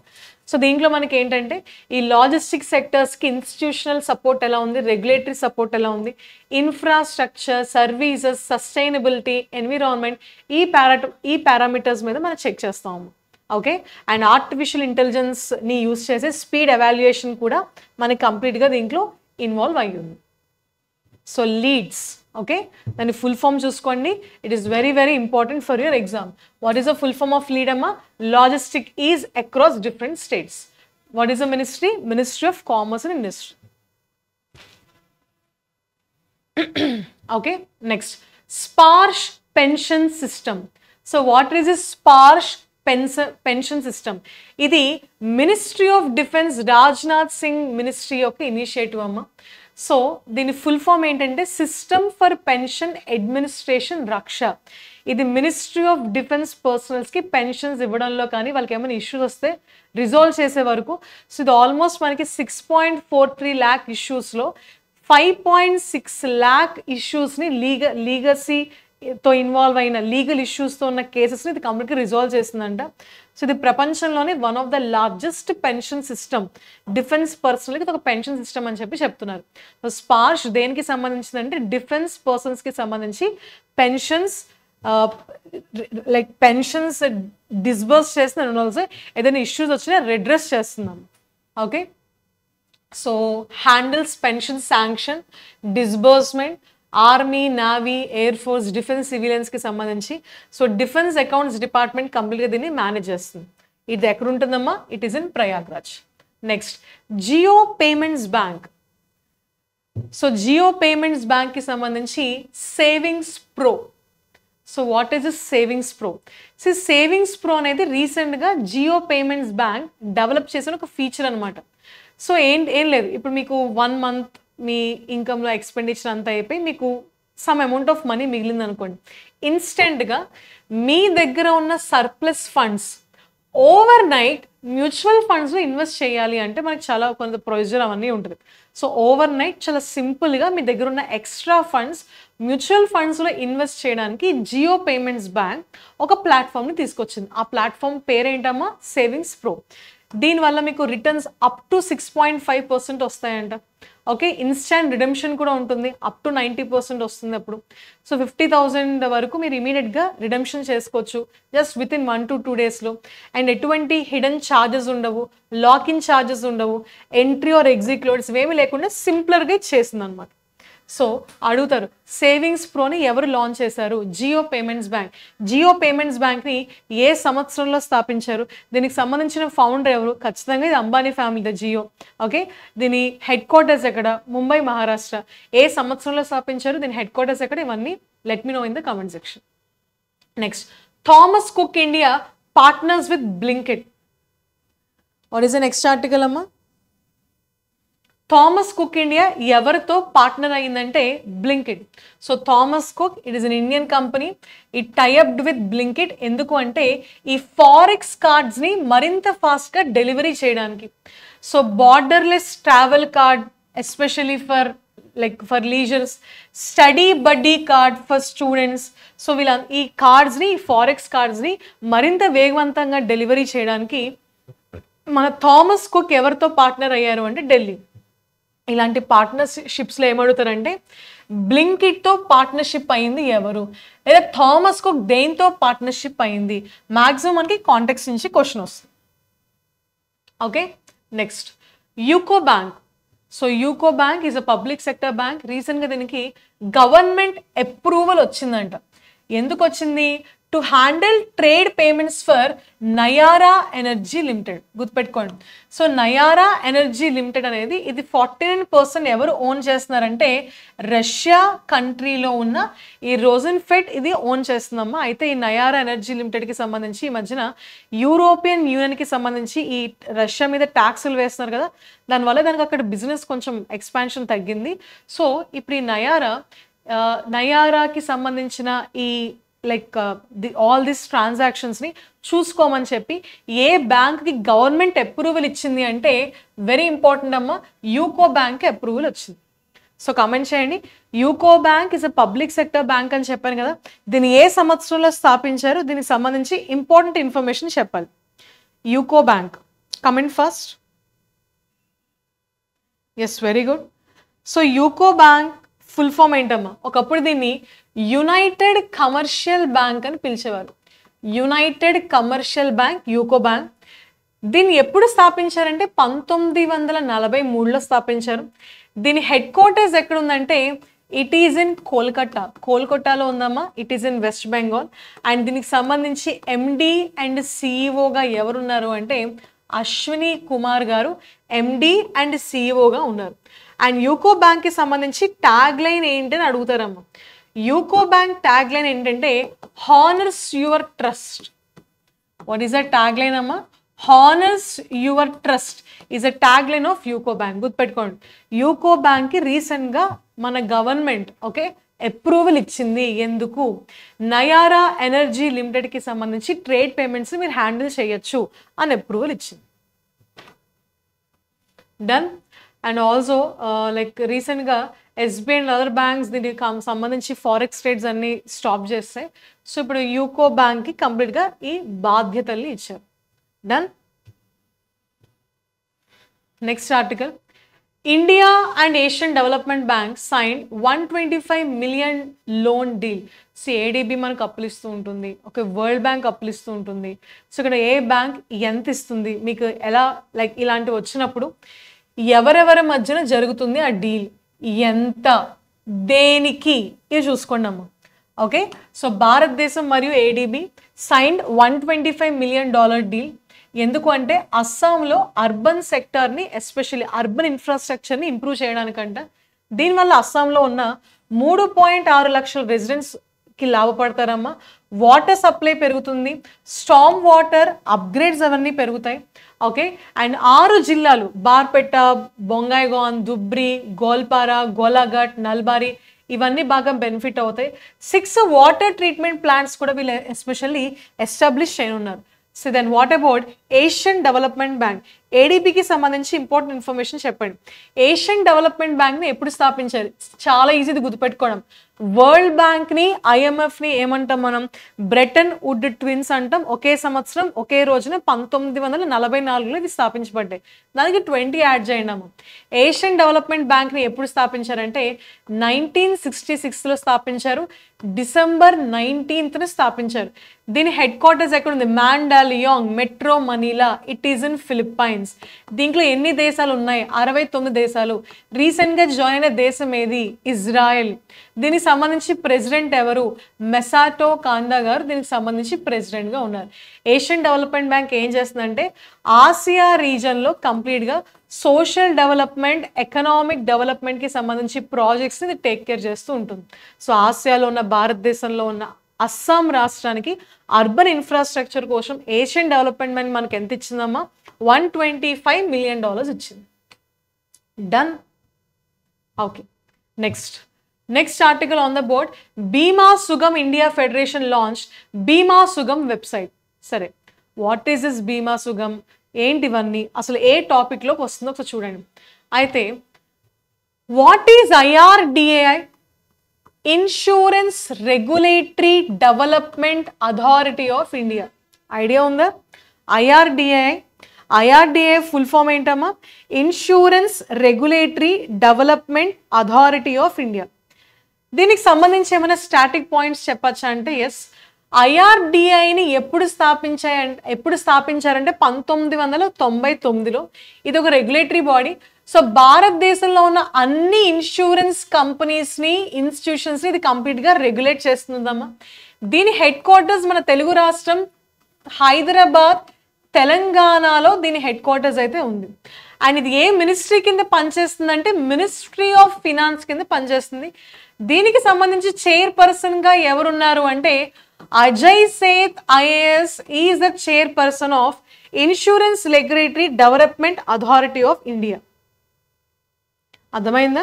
So IRDA మనకి చైర్పర్సన్గా వీళ్ళు ఉన్నారమ్మ. అయితే మనకి ఐఆర్డిఏ రీసెంట్గా ఒక టార్గెట్ పెట్టిందమ్మా. What is the target? Insurance for all. Idea ఉందా? వాట్ ఈస్ ద టార్గెట్ అమ్మా? ఇన్సూరెన్స్ ఫర్ ఆల్ అనే ఒక టార్గెట్ని పెట్టింది. So what is this insurance for all target? Comment fast in the comment section. IRDAI రీసెంట్గా ఒక target పెట్టింది. ఆ టార్గెట్ ఏంటంటే insurance for all. Target year కూడా మనకి చాలా చాలా important. Insurance for all at the rate 2047. So ఇప్పుడు మీరు వెస్ట్రన్ కంట్రీస్కి వెళ్ళినప్పుడు, ఎప్పుడైనా మీరు ఒక ట్రిప్కి వెళ్ళినా, ఓకే, జస్ట్ ఒక టెంపరీ విజిట్కి వెళ్ళినా, చాలామంది అక్కడ వెళ్ళగానే హెల్త్ ఇన్సూరెన్స్ చేయించుకుంటారు. ఎందుకంటే అక్కడ హెల్త్ ఫెసిలిటీస్, హెల్త్ ఇన్ఫ్రాస్ట్రక్చర్ చాలా కాస్ట్లీ అనమాట. ఏదైనా ఇష్యూ వస్తే మనకి క్రోర్స్లోనే మనీ అవుతుంది ఇండియన్ కరెన్సీలో. సో ఇన్సూరెన్స్ చేయించుకుంటే ఏంటంటే కవర్ అయిపోద్దనే ఉద్దేశంతో వీళ్ళు చేయించుకుంటారు అనమాట. బట్ భారతదేశంలో అంటే మనకి హెల్త్ ఫెసిలిటీస్ దాంతో పోలిస్తే ఇక్కడ చీప్ అయినప్పటికీ, బట్ ఎక్కువగా మిడిల్ క్లాస్ పూర్ వాళ్ళు ఉంటారు కాబట్టి మన భారతదేశంలో ఇన్సూరెన్స్ అనేది చాలా అసలు తీసుకోవాలన్న ఉద్దేశం ప్రజల్లో ఉంటుంది. But insurance service are very very important because అది మనతో మనం లేనప్పుడు కూడా మన ఫ్యామిలీకి ఒక ష్యూరిటీ ఇస్తుందమ్మా, ఒక సెక్యూరిటీ ఇస్తుంది. ఓకే, సో ఈ ఇన్సూరెన్స్ ఫర్ ఆల్ ఏ ఉద్దేశం ఏంటంటే భారతదేశంలో ప్రతి పౌరుడికి లేదా పౌరాలకి ఏదో ఒక ఇన్సూరెన్స్, వాళ్ళకి ఇన్సూరెన్స్ హోల్డింగ్ ఉండాలి అని చెప్పి IRDA ఒక టార్గెట్ అయితే తీసుకుంది. సో దీనికోసం insurance regulatory development authority of India ఏం చేసింది అంటే IRDA బీమా ట్రినిటీ, ఏంటమ్మా వాట్ ఈస్ దిస్, బీమా ట్రినిటీ అనే కాన్సెప్ట్ తీసుకొచ్చింది. IRDA ఇనిషియేటివ్ ఏంటి అంటే బీమా ట్రినిటీ, గుర్తుపెట్టుకోండి, very very important concept. What is this బీమా ట్రినిటీ అంటే దీంట్లో 3 ఉంటాయమ్మా. ఒకటి వచ్చేసి బీమా సుగం, బీమా ట్రినిటీలో మనకి కొన్ని ఉంటాయి, ట్రినిటీ అంటే 3 కదా, బీమా సుగం. సో బీమా సుగం ఏంటంటే ఇది ఒక డిజిటల్ ప్లాట్ఫామ్, ఇది ఒక ప్లాట్ఫామ్. ఈ ప్లాట్ఫామ్ ద్వారా మీరు ఏం చేయొచ్చు అంటే ఇన్సూరెన్స్ పాలసీని కొనుక్కోవచ్చు, మీకు ఏమైనా దీనికి సంబంధించి సర్వీస్ కావాలంటే తీసుకోవచ్చు. అంటే దీంట్లో ఇన్సూరర్స్, పాలసీ హోల్డర్స్ అందరూ కలిసి ఒకే సింగిల్ ప్లేస్లో అంటే మీకు ఏ ఇష్యూ వచ్చినా ఈ ప్లాట్ఫామ్ ద్వారా అన్నీ క్లియర్ అయిపోతాయి. బీమా సుగం ఒక డిజిటల్ ప్లాట్ఫామ్ లాంటిది అనమాట. దెన్ రెండోది ఏంటంటే బీమా విస్తార్. మనకి ఎన్ని రకాల ఇన్సూరెన్స్లు ఉంటాయమ్మా, చాలా ఉంటాయి. Like vehicle insurance, house insurance, term insurance, life insurance, health insurance. ఇప్పుడు బీమా విస్తార్లో ఏంటంటే ఇన్ని ఇన్సూరెన్స్లు కాకుండా ఒకే ఇన్సూరెన్స్లో అంటే life insurance, health insurance, accident insurance, property insurance, ఇవన్నీ ఒకే ఒక సింగిల్ పాలసీలో కవర్ అయ్యేలా బీమా విస్తార్ అనే కాన్సెప్ట్ని తీసుకొచ్చారు. అండ్ మూడోది ఏంటి అంటే బీమా వాహక్. బీమా వాహక్ ఏంటంటే దీని ద్వారా వీళ్ళు రూరల్ ఉమెన్ని టార్గెట్ చేస్తున్నారు. ఇప్పుడు మీకు insurance for example LIC AAO notification పడింది కదా, ఏదైనా ఒక ఇన్సూరెన్స్ కంపెనీలో 2 పోస్టులు ఉంటాయేమో. ఒకటి అంటే క్లర్క్, PO అలా ఉండదు, development officer, administrative officer. So assistant development officer, assistant administrative officer. Okay, so development officer పని ఏంటి, ఈ డెవలప్మెంట్ ఆఫీసర్ ఏం చేయాలంటే కొంతమంది ఏజెంట్స్ని రిక్రూట్ చేసుకోవాలి.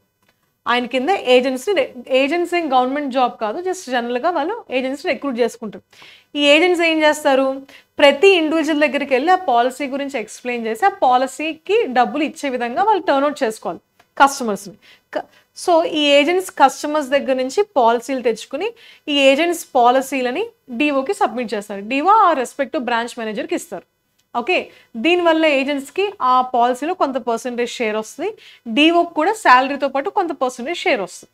ఓకే, ఈ విధంగా LIC కానీ మిగతా ఇన్సూరెన్స్ కంపెనీస్ కానీ or all other insurance companies ఈ విధంగా బిజినెస్ చేస్తూ ఉంటాయి. జనరల్గా చాలామంది స్టూడెంట్స్కి జాబ్ టఫ్ అనిపిస్తుంది బికాస్ వీళ్ళకి టార్గెట్స్ అవి ఉంటాయి. ఏవో ఏంటంటే ఇట్స్ వెరీ సింపుల్ అనమాట. జస్ట్ మనకి ఒక డెస్క్ ఇస్తారు, కంప్యూటర్ ఇస్తారు, it's all about information entry. ఒక AC ఛాంబర్ ఉంటుంది, ఫ్రైడే సాటర్డే సండే సెలవు ఉంటాయి, 5 day వీక్. చాలా సుఖమైన జాబ్ ఏవో అని చెప్తూ ఉంటారు బికాస్ ఇది ప్యూర్గా మార్కెటింగ్ జాబ్ కాబట్టి.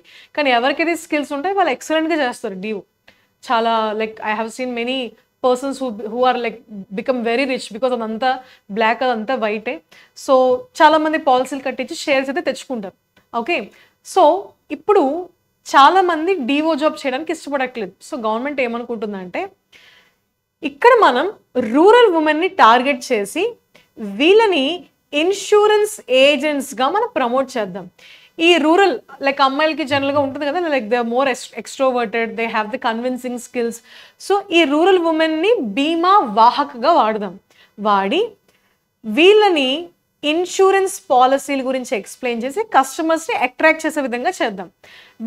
దీనివల్ల వీళ్ళకి లాభం ఏంటి అంటే వీళ్ళకి డబ్బులు వస్తాయి, ఒక ఇన్కమ్ వస్తుంది, ప్రాపర్ ఇన్కమ్ ఉంటుంది, అండ్ ఆ ఇన్సూరెన్స్లో ఒక పర్సంటేజ్ వీళ్ళకి షేర్ ఉంటుంది కాబట్టి సో రూరల్ ఉమెన్కి లైవ్లీహుడ్ ఇచ్చినట్టు ఉంటుంది. అండ్ దాంతోపాటు ఇన్సూరెన్స్ ఫర్ ఆల్ అనే కాన్సెప్ట్ కూడా క్లియర్ అయిపోతుంది. సో దాంట్లో భాగంగా అర్థమైంది కదా, దిస్ ఇస్ బీమా ట్రినిటీ. ఈ 3 ఇనిషియేటివ్ యూజ్ చేసి ఇన్సూరెన్స్ ఫర్ ఆల్ @2047 అనే టార్గెట్ని IRDA సెట్ చేసింది. సో ఇప్పుడు దీన్ని అచీవ్ చేయడానికి బీమా సుగమ్ ఇండియా ఫెడరేషన్ ఇది ఒక సంస్థ బీమా సుగమ్ వెబ్సైట్ని సక్సెస్ఫుల్గా లాంచ్ చేసింది. దీనికి IRDA కూడా బ్యాకప్ ఇస్తుంది. సో ఇది భారతదేశంలోని లార్జెస్ట్ ఇంటిగ్రేటెడ్ ఇన్సూరెన్స్ మార్కెట్ ప్లేస్గా ఉండబోతుంది. లైక్ UPI మనకి పేమెంట్స్కి ఎలా ఉందో ఇది ఇన్సూరెన్స్ దాంట్లో ఇది వన్ ఆఫ్ ద లార్జెస్ట్ అవ్వబోతుంది. ఓకే, అండ్ దీని ద్వారా మనకి life, health, motor, travel, property insurance అన్నీ ఒకే దగ్గర వస్తాయి. So life insurance council and also general insurance council కూడా దీనికి బ్యాకప్ ఇస్తుంది. అండ్ IRDA చైర్మన్ ఇందాకే చెప్పుకున్నాం మనకి అజయ్ సేత్ గారు ఈ వెబ్సైట్ని లాంచ్ చేయడం జరిగింది. Done. Next 9th article on the board. 9th article. Paytm with Suryoday Small Finance Bank launched Paytm Postpaid. So Paytm Postpaid ఇది ఆల్రెడీ మనకి ఉంది, but first time with Suryoday small finance bank. So Paytm Postpaid అనే ఒక ఇనిషియేటివ్ని launch చేస్తున్నాము. ఎవరు? Paytm. So this is important. Suryoday Bank is important. What is the initiative name? So Paytm Postpaid ఏం చేస్తుందంటే మనకి 30 రోజుల వరకు మనకి కొలాటరల్ లేకుండా ఇంట్రెస్ట్ లేకుండా అప్పిస్తున్నాము. 30 రోజుల తర్వాత ఇచ్చేయాలి. ఓకే, మనకి ఎప్పుడైనా అర్జెంట్ టైంలో మన దగ్గర క్యాష్ క్రంచ్ ఉన్నప్పుడు బిల్ పేమెంట్స్కి, షాపింగ్కి, రీఛార్జెస్కి, బుకింగ్స్కి సో ఇన్స్టెంట్గా అప్పుడప్పుడు మనకి డబ్బులు అవసరం వస్తూ ఉంటాయి. సో 30 daysలో మనకి మళ్ళీ 30 days తర్వాత మనం రీపేమెంట్ చేసేయాలి. So interest free credit up to 30 days is a beautiful initiative అని చెప్పొచ్చు. బట్ ఇది ఆల్సో ఎక్స్‌ప్లోరేటివ్ కూడా, డేంజరస్ కూడా, అప్పుల్లో కూడా తోహేస్తుంది ఇది. ఓకే, సో Paytm Postpaid ఎవరితో కలిసి లాంచ్ చేసిందంటే Suryoday small finance bank. And national payments corporation of India రీసెంట్గా UPI మర్చెంట్ ట్రాన్సాక్షన్ లిమిట్ని పెంచిందంట. ఎప్పటి నుంచి ఇది అమల్లోకి వస్తుంది? 15th September 2025 నుంచి ఇది అమల్లోకి వస్తుందమ్మా. సో పర్సన్ టు మర్చెంట్ వచ్చేసి up to 10 lakh rupees per day, అంటే కొన్ని కేటగిరీస్కి మాత్రమే. Person to person same 1 lakh rupees per day ఉంది. సింగిల్ ట్రాన్సాక్షన్ లైక్ అది కూడా పెంచారు. Person to merchant single transaction increase to 35 lakhs in specified categories. ఎంత అది చూసుకున్నాము. సో క్యాపిటల్ మార్కెట్స్ అండ్ ఇన్సూరెన్స్లో 2 lakhs నుంచి 5 lakhsకి పర్ ట్రాన్సాక్షన్ అమౌంట్ పెంచారంట. గవర్నమెంట్ ఈ మార్కెట్ ప్లేస్ ఐడియా ఉంది కదా, GM మన CGL 2025లో కూడా దీని గురించి క్వశ్చన్ అడిగారమ్మా. GM అంటే ఏం లేదు, GM అనేది ఒక ఎలక్ట్రానిక్, ఒక digital platform. What is is GM? GEM is nothing but it is a digital platform. ఈ డిజిటల్ ప్లాట్ఫామ్ ద్వారా ఏం చేస్తారంటే గవర్నమెంట్ ఆఫ్ ఇండియా కానీ, రాష్ట్ర ప్రభుత్వాలు కానీ, దానికి సంబంధించి డిపార్ట్మెంట్స్ కానీ, PSUs కానీ, మినిస్ట్రీస్ కానీ ఏదైనా గూడ్స్ని ప్రొక్యూర్ చేయాలనుకోండి, ఈ GM ద్వారా ఇవి ప్రొక్యూర్ చేస్తాయి. దీనివల్ల ఏమవుతుందంటే కరప్షన్ తగ్గించడానికి, ట్రాన్స్పరెన్సీ పెంచడానికి ఈ GM అనే కాన్సెప్ట్ తీసుకొచ్చింది. సో ఈ GM ట్రాన్సాక్షన్స్ కూడా లిమిట్ పెంచారు. ముందు ₹1,00,000 ఉండేదంటే ఇప్పుడు 25 lakhsకి లిమిట్ పెంచారంట. క్రెడిట్ కార్డ్ బిల్ పేమెంట్స్ కూడా మనకి up to 25 lakhs per transaction and daily cap వచ్చేసి 6 lakh rupees అమ్మ. And UPI now powers 85% of all. So united payments interface ద్వారానే ఇప్పుడు మ్యాక్సిమం ట్రాన్సాక్షన్స్ అవుతున్నాయమ్మా. 85% డిజిటల్ ట్రాన్సాక్షన్స్ దీని ద్వారానే జరుగుతున్నాయంట. Clear? Next 11th article on the board. Canara HSBC life insurance రీసెంట్గా దీనికి సెబీ నుంచి అప్రూవల్ వచ్చిందంట. సెబీ గేవ్ అప్రూవల్ ఎవరికి? కెనరా HSBC కలిసి ఒక లైఫ్ ఇన్సూరెన్స్ మనకి లాంచ్ చేశారమ్మా. సో దేనికంట? To launch its initial public offering. First time Canara HSBC life insurance first time దాని షేర్స్ని పబ్లిక్లోకి అమ్మబోతుంది. సో ఫస్ట్ టైం దాని షేర్స్ని పబ్లిక్లోకి అమ్మేటప్పుడు దాన్ని ఏమంటారు? ఇనీషియల్ పబ్లిక్ ఆఫరింగ్ అని అంటారు. సో ఇప్పుడు దానికి సంబంధించి ఫైల్ అయితే అప్డేట్ అయ్యిందంట. So Canara bank, HSBC insurance మనకి రెండు ప్రమోట్ చేస్తున్నాయమ్మ. దీన్ని ఎప్పుడు ఫౌండ్ చేశారంటే 2007. సో ఇది PSU బ్యాంక్ లెడ్ లైఫ్ ఇన్సూరెన్స్లో దీనికి 2nd ర్యాంక్ అయితే ఉందమ్మ. Okay, 2nd position and first position ఆబ్వియస్గా SBI. Done. Next article on the board. SEBI reintroduces B30 incentives for mutual funds. So, see, mutual funds జనరల్గా బాగా చదువుకునే వాళ్ళు, సిటీస్లో ఉండేవాళ్ళు, ఫినాన్షియల్ అవేర్నెస్ ఎక్కువగా ఉండేవాళ్ళు మ్యూచువల్ ఫండ్స్లో ఇన్వెస్ట్ చేస్తారు. కానీ ఇప్పుడు టార్గెట్ ఏంటంటే స్మాలర్ టౌన్స్, విలేజెస్ B30 రీజన్స్లో ఉండే వాళ్ళు కూడా మ్యూచువల్ ఫండ్స్లో ఇన్వెస్ట్ చేయాలి. దానికోసం సెబీ ఒక ఇనిషియేటివ్ని లాంచ్ చేసింది. ఓకే, సో దీంట్లో ఏంటంటే ఫస్ట్ టైం ఇన్వెస్ట్మెంట్ చేసిన వాళ్ళకి లైక్ 1% ఇస్తుంది లంసమ్, అండ్ సిప్లో ఇన్వెస్ట్ చేసిన వాళ్ళకి కూడా 1% అమ్మ, క్యాబ్డెట్ 2000 రూపీస్. సో ఇవన్నీ ఎందుకు చేస్తుంది అంటే to Boost investments in mutual funds, mutual ఫండ్స్లో ఇన్వెస్ట్మెంట్స్ని పెంచడానికి అమ్మ. అర్థమైందా? సో ఒకసారి కంటెంట్ చదవండి, మీకు క్లారిటీ వస్తుంది. Next 13th article on the board. Again world bank 1944లో స్థాపించారు. ఓకే, సో వరల్డ్ బ్యాంక్కి సంబంధించి ఇంపార్టెంట్ పొజిషన్లు ఎవరున్నారంటే ఇండియన్ ఆరిజిన్ అజయ్ బంగా అమ్మ. So Washington DC, United States of America is headquarters. So world bank రీసెంట్గా మనకి $212.64 మిలియన్ లోన్ ఇచ్చిందంట. ఎందుకు ఇచ్చింది? తమిళనాడు, కర్ణాటకలో ఉండే కోస్టల్ కమ్యూనిటీస్కి ఇన్ఫ్రాస్ట్రక్చర్ పెంచడానికి. ఇదంతా ఏ ప్రోగ్రాంలో భాగంగా వస్తుందంటే shore. So strengthening coastal resilience and economy. So coastal ఏరియాస్లో ఉండే లైవ్లీహుడ్స్ కనుక ఇన్ఫ్రాస్ట్రక్చర్ మనం స్ట్రాంగ్ చేస్తే ఎకానమీ ఆటోమేటిక్గా బిల్డ్ అవుతుందని చెప్పి గవర్నమెంట్ ఆఫ్ ఇండియా ఒక ప్రోగ్రామ్ తీసుకుందామా షోర్. దాంట్లో భాగంగా తమిళనాడు అండ్ కర్ణాటక కోస్టల్ ఏరియాస్ని డెవలప్ చేయడానికి వరల్డ్ బ్యాంక్ మనకి ఎంత ఇస్తుంది అంటే how much it is giving అంటే $212.64. ఇందాక ADB అస్సాంకి ఇచ్చింది, అవునా? ఎంత ఇచ్చిందో కమెంట్ చేయండి. సో వరల్డ్ బ్యాంక్ తరపున ఈ లోన్ మనకి ఎవరు ఇస్తున్నారంటే international bank for reconstruction and development మనకి ఈ లోన్ ఇస్తుందమ్మా. దీని ద్వారా ఎకోసిస్టమ్ కన్జర్వేషన్ కానీ, ప్లాస్టిక్ వేస్ట్ రిడక్షన్ కానీ, జాబ్ క్రియేషన్ ఇవన్నీ జరుగుతాయి. సో లోన్ టర్మ్ వచ్చేసి 23 year మెచ్యూరిటీ ఉంటుందంట. సో గ్రేస్ పీరియడ్ అనేది 6.5 year ఉంటుంది. Done. Next pink tax. What is pink tax? ఇదేమైనా కొత్త ట్యాక్స్, ఇందాక GSTలో చెప్పలేదు అని అంటారేమో. సింపుల్. ఇప్పుడు కొన్ని ప్రొడక్ట్స్ ఉంటాయి, ఫర్ ఎగ్జాంపుల్ కాస్మెటిక్ ప్రొడక్ట్స్ అవ్వచ్చు, face creams, shampoos, oils. Okay, men వాడతారు, ఉమెన్ కూడా వాడతారమ్మ. అయితే ఫస్ట్ టైం 1994లో అమెరికాలో ఒక కాన్సెప్ట్ వచ్చిందంట. ఫర్ ఎగ్జాంపుల్ ఒక ప్రొడక్ట్ సేమ్ మెన్ వాడుతున్నారు, ఉమెన్ వాడుతున్నారు. ఉమెన్ వాడే ఎగ్జాంపుల్ షాంపూ అనుకుందాం. ఉమెన్ వాడే షాంపూ ఎక్కువ కాస్ట్ ఉంటుంది, మెన్ వాడే షాంపూ తక్కువ కాస్ట్ ఉంటుంది. దీనికి కారణం ఏంటి? దీనికి రీజన్ ఏంటి? ఇద్దరిది సేమ్ జుట్లు, ఇద్దరు మనుషులే కదా. సో అంటే వీళ్ళు కావాలని ఎంటర్ప్రెన్యూర్స్ ఏం చేస్తారంటే ఉమెన్ ప్రొడక్ట్స్ని కొంచెం కాస్ట్ ఎక్కువ పెడతారు, ఎందుకంటే ఉమెన్ ఖచ్చితంగా ఇన్వెస్ట్ చేస్తారు కదా దాంట్లో. Okay, so women are more like ఆ ఓరియంటేషన్తో ఉంటారు కాబట్టి సో ఉమెన్ అయితే ఖచ్చితంగా కొంటారని చెప్పి న్యాచురల్గానే వీళ్ళ వస్తువులు కొంచెం ధరలు ఎక్కువ ఉన్నాయి when compared with the male same type of male products. So ఈ ఎంతైతే వ్యత్యాసం ఉందో ఆ ఎక్స్ట్రా మనీని వీళ్ళు ఏమని పిలుస్తారంటే it is called as pink tax. అంటే జెండర్ డిస్క్రిమినేషన్తో జెండర్ అనే కాన్సెప్ట్ని వీళ్ళు పెట్టుకుని ఇలా ధర ఎక్కువకి అమ్ముతున్నారని చెప్పి అమెరికాలో కాన్సెప్ట్ వచ్చింది కదా, it is called as pink tax. It is not a tax, actually ఇది ట్యాక్స్ కాదు. ఇట్ ఈస్ బేసికల్లీ ఒక extra cost charged on women's products when compared with the similar products of the men. ఓకేనమ్మా, దీనికి సంబంధించి ఒక specific లా అయితే లేదు, చేస్తే బాగుంటుంది బికాస్ ఖచ్చితంగా మనకి ధరలు అయితే దీని వలన కంట్రోల్ అవుతాయి. సో ఈ కాన్సెప్ట్ని ఎక్స్ప్లెయిన్ చేయడానికి ఏమన్నారంటే it is called as pink tax అమ్మా. ఇది కన్స్యూమర్ ప్రొటెక్షన్ యాక్ట్ 2019 కింద అన్ఫేర్ ట్రేడ్ ప్రాక్టీస్ అని చూపిస్తున్నారంట. Okay, next 15th article ICICI Bank extends Amazon Pay credit card partnership. So ICICI Bank రీసెంట్గా అమెజాన్ పేతో ఎప్పటి నుంచో అది లైక్ పార్ట్నర్షిప్లో ఉందమ్మా. ఇప్పుడు ఆ పార్ట్నర్షిప్ని మళ్ళీ రెన్యూ చేసిందంట.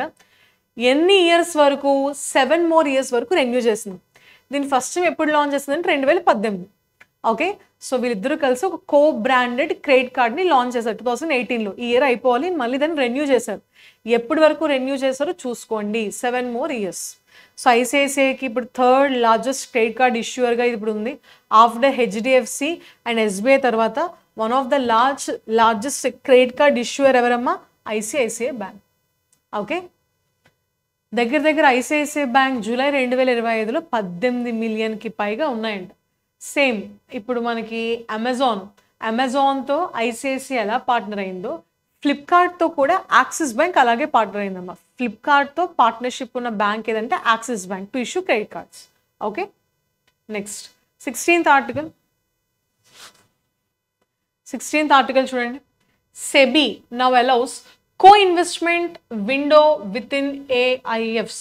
సో ఆల్టర్నేటివ్ ఇన్వెస్ట్మెంట్ ఫండ్స్ ఉంటాయి కదా మనకి బయట నుంచి వచ్చే ఎక్స్ట్రా ఫండ్స్ మనకి. సో దీంట్లో ఇప్పుడు మనకి కేటగిరీ 1 అండ్ కేటగిరీ 2 అని చెప్పి రెండికి అలో చేసిందంట. సెబీ నౌ పర్మిట్స్ కేటగిరీ 1 అండ్ category 2 alternative investment funds to offer co-investment opportunities directly to investors.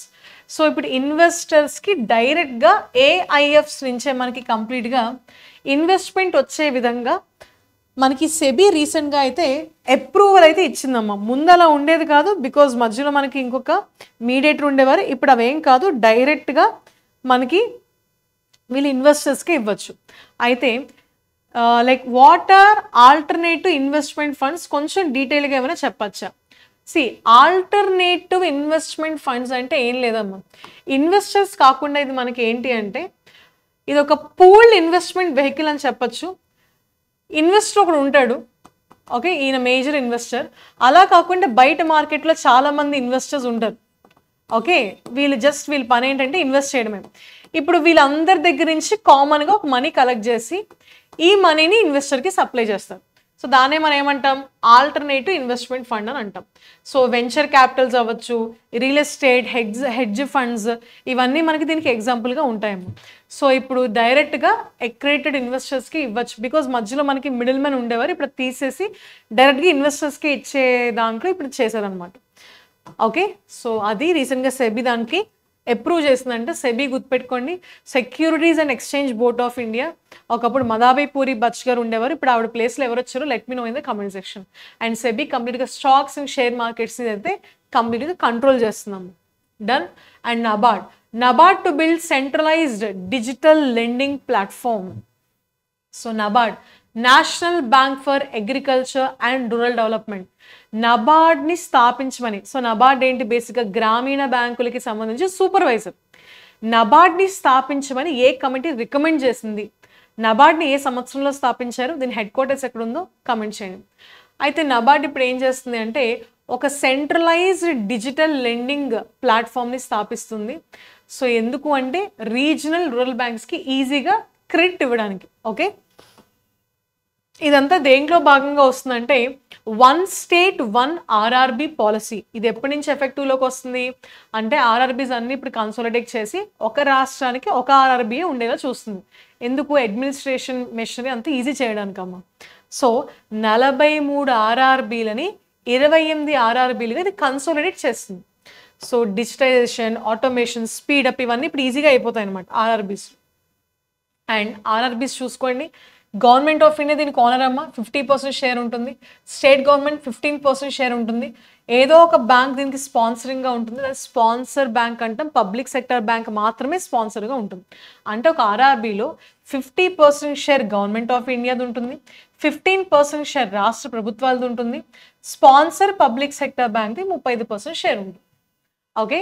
So ఏ సంవత్సరం ఏ చట్ట ప్రకారంగా స్థాపించారు అంటే ఆర్ఆర్బీ యాక్ట్ 1976. ఒరిజినల్గా ఇది ఆర్డినెన్స్ వచ్చిందమ్మా 1975లో, తర్వాత మనకి దీన్ని చట్టంగా చేశారు. Clear. Next article, NPCI approves Viyona fintech as TPAP. National payments corporation of India రీసెంట్గా, ఓకే, వియోనా ఫిన్టెక్ని టీపీఏపీగా అప్రూవల్ ఇచ్చిందంట. సో హైదరాబాద్ బేస్డ్ అయిన వియోనా ఫిన్టెక్కి థర్డ్ పార్టీ అప్లికేషన్ ప్రొవైడర్గా అప్రూవల్ ఇచ్చింది. సో దీని ద్వారా ఇప్పుడు మనం ట్రాన్సాక్షన్స్ అవి చేయొచ్చు. So gram pay, Viyona pay, ఇప్పుడు మనకి యూపీఐ ట్రాన్సాక్షన్స్ ఈ ప్లాట్ఫామ్స్ ద్వారా మనం ఇప్పుడు యూపీఐ ట్రాన్సాక్షన్స్ చేయొచ్చు అంట. ఎందుకంటే Tier 2, Tier 3 రూరల్ ఏరియాస్లో డిజిటల్ పేమెంట్స్ని కంప్లీట్గా ప్రమోట్ చేయడానికి ఈ ఇనిషియేటివ్గా తీసుకున్నారు. Clear. Yes. So gram Pay మనకి ఎస్పెషల్లీ ఈ గ్రామ్ పే ఎందుకు అంటే farmers, shopkeepers, households and UPI payments, digital collections వీటిని ప్రమోట్ చేయడానికి మనకి Gram Pay. Clear. Next 19th article, Reserve bank of India approved amendments in Yes Bank AOA regarding nominee director appointments. So what is this regarding? Reserve bank of India రీసెంట్గా మనకి కొన్ని amendments అయితే approve చేస్తుందమ్మా. దేంట్లో అంటే yes బ్యాంక్కి సంబంధించి. So వీటికి director అపాయింట్మెంట్స్లో nominees ఎవరెవరు ఉండాలి ఏంటి అని చెప్పి దాంట్లో కొన్ని మార్పులు చేర్పులు చేసిందనమాట. So it is linked to Sumitomo Mitsui banking corporation Japan. So almost మనకి ఈ జపాన్కి సంబంధించిన బ్యాంక్కి ఎస్ బ్యాంక్లో 20% షేర్ ఉంది. Okay, so to nominate 2 directors, SBI to nominate 1 director. Okay, so దీనికి సంబంధించి చేంజెస్ ఇవి చూసుకోండి, important. Yes bank articles of association, competition commission of India కూడా దీనికి అప్రూవల్ ఇచ్చిందమ్మ కంప్లీట్గా. Okay, and state bank of India మనకి డీల్ తర్వాత state bank of India share తగ్గింది. 24% నుంచి 10%కి state bank of India share అయితే తగ్గింది. అండ్ ఎస్ బ్యాంక్కి సంబంధించి ప్రాఫిట్ 63% పెరిగిందంట, 738 crores పెరిగిందని చెప్పి వీళ్ళు చెప్తున్నారు. Next 20th article, R Gandhi reappointed as Yes bank chairman. చూడండి, సో ఎస్ బ్యాంక్కి సంబంధించిన మళ్ళీ అదే పర్సన్ని రీఅపాయింట్ చేయడం జరిగింది, Rama Subrahmanyam Gandhi. So is a part time chairman of Yes bank. So ఈయన టెన్యూర్ మనకైతే అప్రూవ్ అయిందమ్మా. So reserve bank of India approve చేసింది. ఎక్స్టెండెడ్ పీరియడ్, ఇది చాలా ఇంపార్టెంట్ అమ్మా. సెప్టెంబర్ 2025 నుంచి మే 13, 2027 వరకు వీళ్ళ ఎక్స్టెన్షన్ అయితే పెరిగిందంట. క్లియర్? ఎస్ బ్యాంక్కి సంబంధించిన చైర్మన్ ఎవరమ్మా? రామ సుబ్రహ్మణ్యం గాంధీ. అండ్ ఈయన బ్యాక్గ్రౌండ్ ఏంటంటే ఆర్బీఐకి 2014-17 మధ్యలో డిప్యూటీ గవర్నర్గా పనిచేశారు. Institute for development and research in banking technology హైదరాబాద్కి ఫార్మర్ డైరెక్టర్గా కూడా పనిచేశారు. So he has a very sound background అని చెప్పచ్చు. Next, reserve bank of India.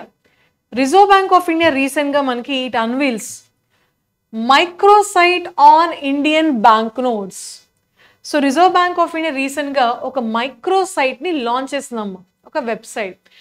దాని పేరు https indiancurrency.rbi.org.in.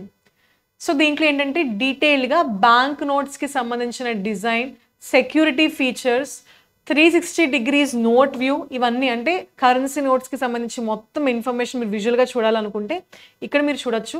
సో వీడియోస్ ఉంటాయి, ఆడియో గైడ్స్ ఉంటాయి, యానిమేషన్స్ ఉంటాయి, ఇంటరాక్టివ్ లెర్నింగ్ ఉంటుంది. సో దీని ద్వారా ఏంటంటే మనకి దీంట్లో ఓల్డ్ నోట్స్ని, డ్యామేజ్డ్ నోట్స్ని, విత్డ్రాన్ నోట్స్ని ఎలా మనం ఎక్స్చేంజ్ చేయాలి, ఎలా మార్చాలి, ప్రతిదీ మనకి ఇన్ఫర్మేషన్ ఉంటుందమ్మా. ఓకే, సో దీని పేరు like you can see the website here. So it is a website, it's a microsite for currency అని చెప్పచ్చు. దీని ద్వారా లాభం ఏంటి? ఖచ్చితంగా అవేర్నెస్ పెరుగుతుంది జనాలకి, financial literacy, trust in currency. And ఇది students, educators, general public, so వీళ్ళు చూసి ఇన్ఫ్లుయెన్స్ అవ్వాలని చెప్పి ఈ ఇనిషియేటివ్ని reserve bank of India launch చేయడం జరిగింది. Next 22nd article, Kotak 811 becomes third most downloaded banking app globally. Kotak 811. So Kotak Mahindra Bank, it achieved 3rd rank globally in banking app downloads. So మొత్తం banking app downloads లో Kotak 811 Bank, Kotak Mahindra Bank కి 3rd rank వచ్చిందంట because of its achievements in highest number of app downloads అమ్మ. So లాస్ట్తో పోలిస్తే 250% growth ఈ app డౌన్లోడ్స్లో కనిపించిందంట. ఫస్ట్ హాఫ్ ఆఫ్ 2025లోనే 16 million డౌన్లోడ్స్ వచ్చాయంట. ఫస్ట్ హాఫ్ ఆఫ్ 2025లోనే 16 million downloads. So top 2 apps ఏంటంటే ఒకటి న్యూ బ్యాంక్ అమ్మ, ఇది బ్రెజిల్కి సంబంధించింది, ఇంకొకటి UK Revolut, and Kotak the 3rd place. Okay, so ఖచ్చితంగా it is something very very important. Done. Next, Vishakha Mulye appointed as Managing Director and CEO of Aditya Birla Capital Limited. Aditya Birla Capital Limited ki Vishakha Mulye garu MD and CEO ga manaki appoint avadam jarigindanta. Tenure enta ante 5 years amma. So 1st September 2025 నుంచి 2030 వరకు మనకి ఇప్పుడు 5 years వరకు continue చేయబోతున్నారు. So Aditya Birla capital new MD and CEO ఎవరు అంటే Vishakha Mulye. Please observe the picture. Done. Next, 24th article. Swagat FI, it is a single window automatic and generalized access for trusted foreign investors. ఇది ఒక platform. So Swagat f i అనే ప్లాట్ఫామ్ని ఎవరు launch చేశారు అంటే SEBI రీసెంట్గా మనకు ఒక ప్లాట్ఫామ్ లాంచ్ చేసిందమ్మా. ఆ ప్లాట్ఫామ్ పేరు single window automatic and generalised access for trusted foreign investors. దీని ద్వారా ఏంటంటే మన భారతదేశంలోకి foreign direct investments, foreign portfolio investments ఒక ట్రస్టెడ్ ప్లాట్ఫామ్ ద్వారా, గవర్నమెంట్ ఆఫ్ ఇండియా బ్యాకప్తో ఉన్న ప్లాట్ఫామ్ ద్వారా మనకైతే ఇది రాబోతుంది. దీని ద్వారా లాంగ్ టర్మ్ ఫారెన్ ఇన్వెస్ట్మెంట్స్ ఇది అట్రాక్ట్ చేస్తుంది. పేపర్ వర్క్ లైక్ ఇవన్నీ లేకుండా ట్రాన్స్పరెన్సీ, డిజిటల్ ఎలక్ట్రానిక్ మీడియా కాబట్టి ఇట్ ఆల్సో ఇంక్లూడ్స్ ట్రాన్స్పరెన్సీ అనమాట. ఓకే, సో డిప్లొమాటిక్ పాస్పోర్ట్ ఇవన్నీ మనకి ఉంటే సరిపోతుంది. సో డిప్లొమాటిక్ పాస్పోర్ట్ మనకి లైక్ ఎలా యూజ్ అవుతుందో లైక్ ఇన్వెస్ట్మెంట్స్కి ఇది ఒక ఇంపార్టెంట్ ప్లాట్ఫామ్ అమ్మ.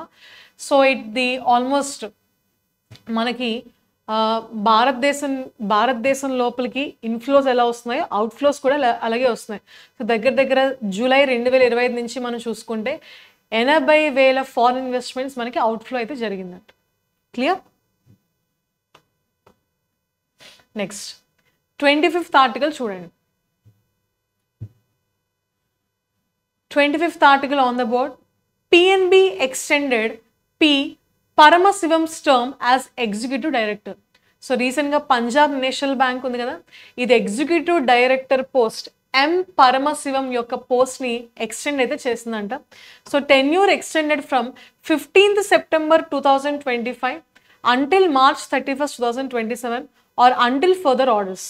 ఓకే, సో 2027 వరకు మనకి దీని టెన్యూర్ అయితే ఎక్స్టెండ్ అయ్యిందంట. సో పరమశివం గారు పంజాబ్ నేషనల్ బ్యాంక్కి సంబంధించి ఎగ్జిక్యూటివ్ డైరెక్టర్ అమ్మ. ఈ ఇయర్ ఎండ్ అయిపోవాలి, బట్ ఆయన టెన్యూర్ ఎక్స్టెండ్ చేశారంటే ఎప్పటి వరకు అంటే 2027 వరకు. Clear? Next 26th article. All India డెప్ట్ and investment survey and SAS. So next AIDIS and SAS surveys మనకి వచ్చాయి. ఇది ఎప్పుడు మనకి కండక్ట్ చేస్తారు అంటే జూలై 2026 నుంచి జూన్ 2027 వరకు. So what is is AD survey? ఇవన్నీ ఏంటంటే భారతదేశానికి సంబంధించి హౌస్ హోల్డ్ ఫినాన్స్ సర్వే అమ్మ. దీన్ని ఎప్పుడు మొదలు పెట్టారంటే 1951-52 మొదలు పెట్టారు as a rural credit survey. Okay, and దీన్ని కంప్లీట్గా అప్పటి నుంచి మొదలుపెట్టి సో భారతదేశంలో ప్రతి హౌస్ హోల్డ్లో ఎంతవరకు మనకి ఫినాన్స్ కండిషన్స్ ఎలా ఉన్నాయి, ఎక్స్పెండిచర్ ఎలా ఉంది, ఇన్కమ్ ఎలా ఉందో ఒక సర్వే కండక్ట్ చేస్తారు. సో తర్వాత దీంట్లో ఫస్ట్ ఇనిషియల్గా income point of view, expenditure point of view conduct చేసేవారు. బట్ తర్వాత డెప్ట్ ఇన్వెస్ట్మెంట్ బ్యాక్గ్రౌండ్లో కూడా వీళ్ళు కండక్ట్ చేస్తారమ్మా. దెన్ వాట్ అబౌట్ సాస్ అంటే వీళ్ళ ఇన్కమ్ ఏంటి, వీళ్ళ ఆస్తులు ఎంత, అసెట్స్ ఏంటి, అగ్రికల్చర్ హౌస్ హోల్డ్స్లో కండిషన్స్ ఎలా ఉన్నాయి, ఇలా మేజర్గా రూరల్ ఏరియాస్ హౌస్ హోల్డ్స్లో like Tier 1, Tier 2 city house హోల్డ్స్లో వీళ్ళ యొక్క ఫినాన్షియల్ కండిషన్స్ని సర్వే చేయడానికే మనకి ఈ ఆల్ ఇండియా డెప్ట్ and investment survey as well as మనకి ఈ సాస్ సర్వే అమ్మ. ఓకే, ఎప్పటి నుంచి ఎప్పటి వరకు అంటే జూలై 2026 నుంచి జూన్ 2027 వరకు వీళ్ళు కండక్ట్ చేస్తారు. దీనికి సంబంధించిన అప్డేట్ మళ్ళీ మనకి నెక్స్ట్ ఇయర్ వస్తుంది అన్నమాట. Okay, next 27th article. Indian Bank shifted its corporate site to indianbank.bank.in. So Indian Bank దాని వెబ్సైట్ని అయితే మార్చిందమ్మా, కార్పొరేట్ సైట్ని. సో indianbank.bank.inకి మార్చింది, డొమైన్ మార్చింది. సో ఎందుకు అంటే RBI రీసెంట్గా cyber security point of view కొన్ని గైడ్లైన్స్ ఇచ్చిందంట. సో ఈ గైడ్లైన్స్ దృష్ట్యా మరింత అంటే ఇంకా వీళ్ళు like for more safer thing వీళ్ళు డొమైన్ అయితే మార్చారు. సో బ్యాంక్కి సంబంధించి ఇప్పుడు ఒక్కొక్క డొమైన్ మారుతున్నాయేమో because of all these RBI regulations. Clear? దీని ద్వారా fraud protection and also customer ట్రస్ట్ని వీళ్ళు ప్రొటెక్ట్ చేసుకోవడానికి ఇవన్నీ చేయడం జరిగింది. The current affairs topics today and also some important questions. So if you like this session, please like, share, comment and subscribe to Sridhar CC official YouTube channel, and also please join our Telegram channel for further updates. That's all for today. Thank you. Have a nice day. Take care. Bye bye.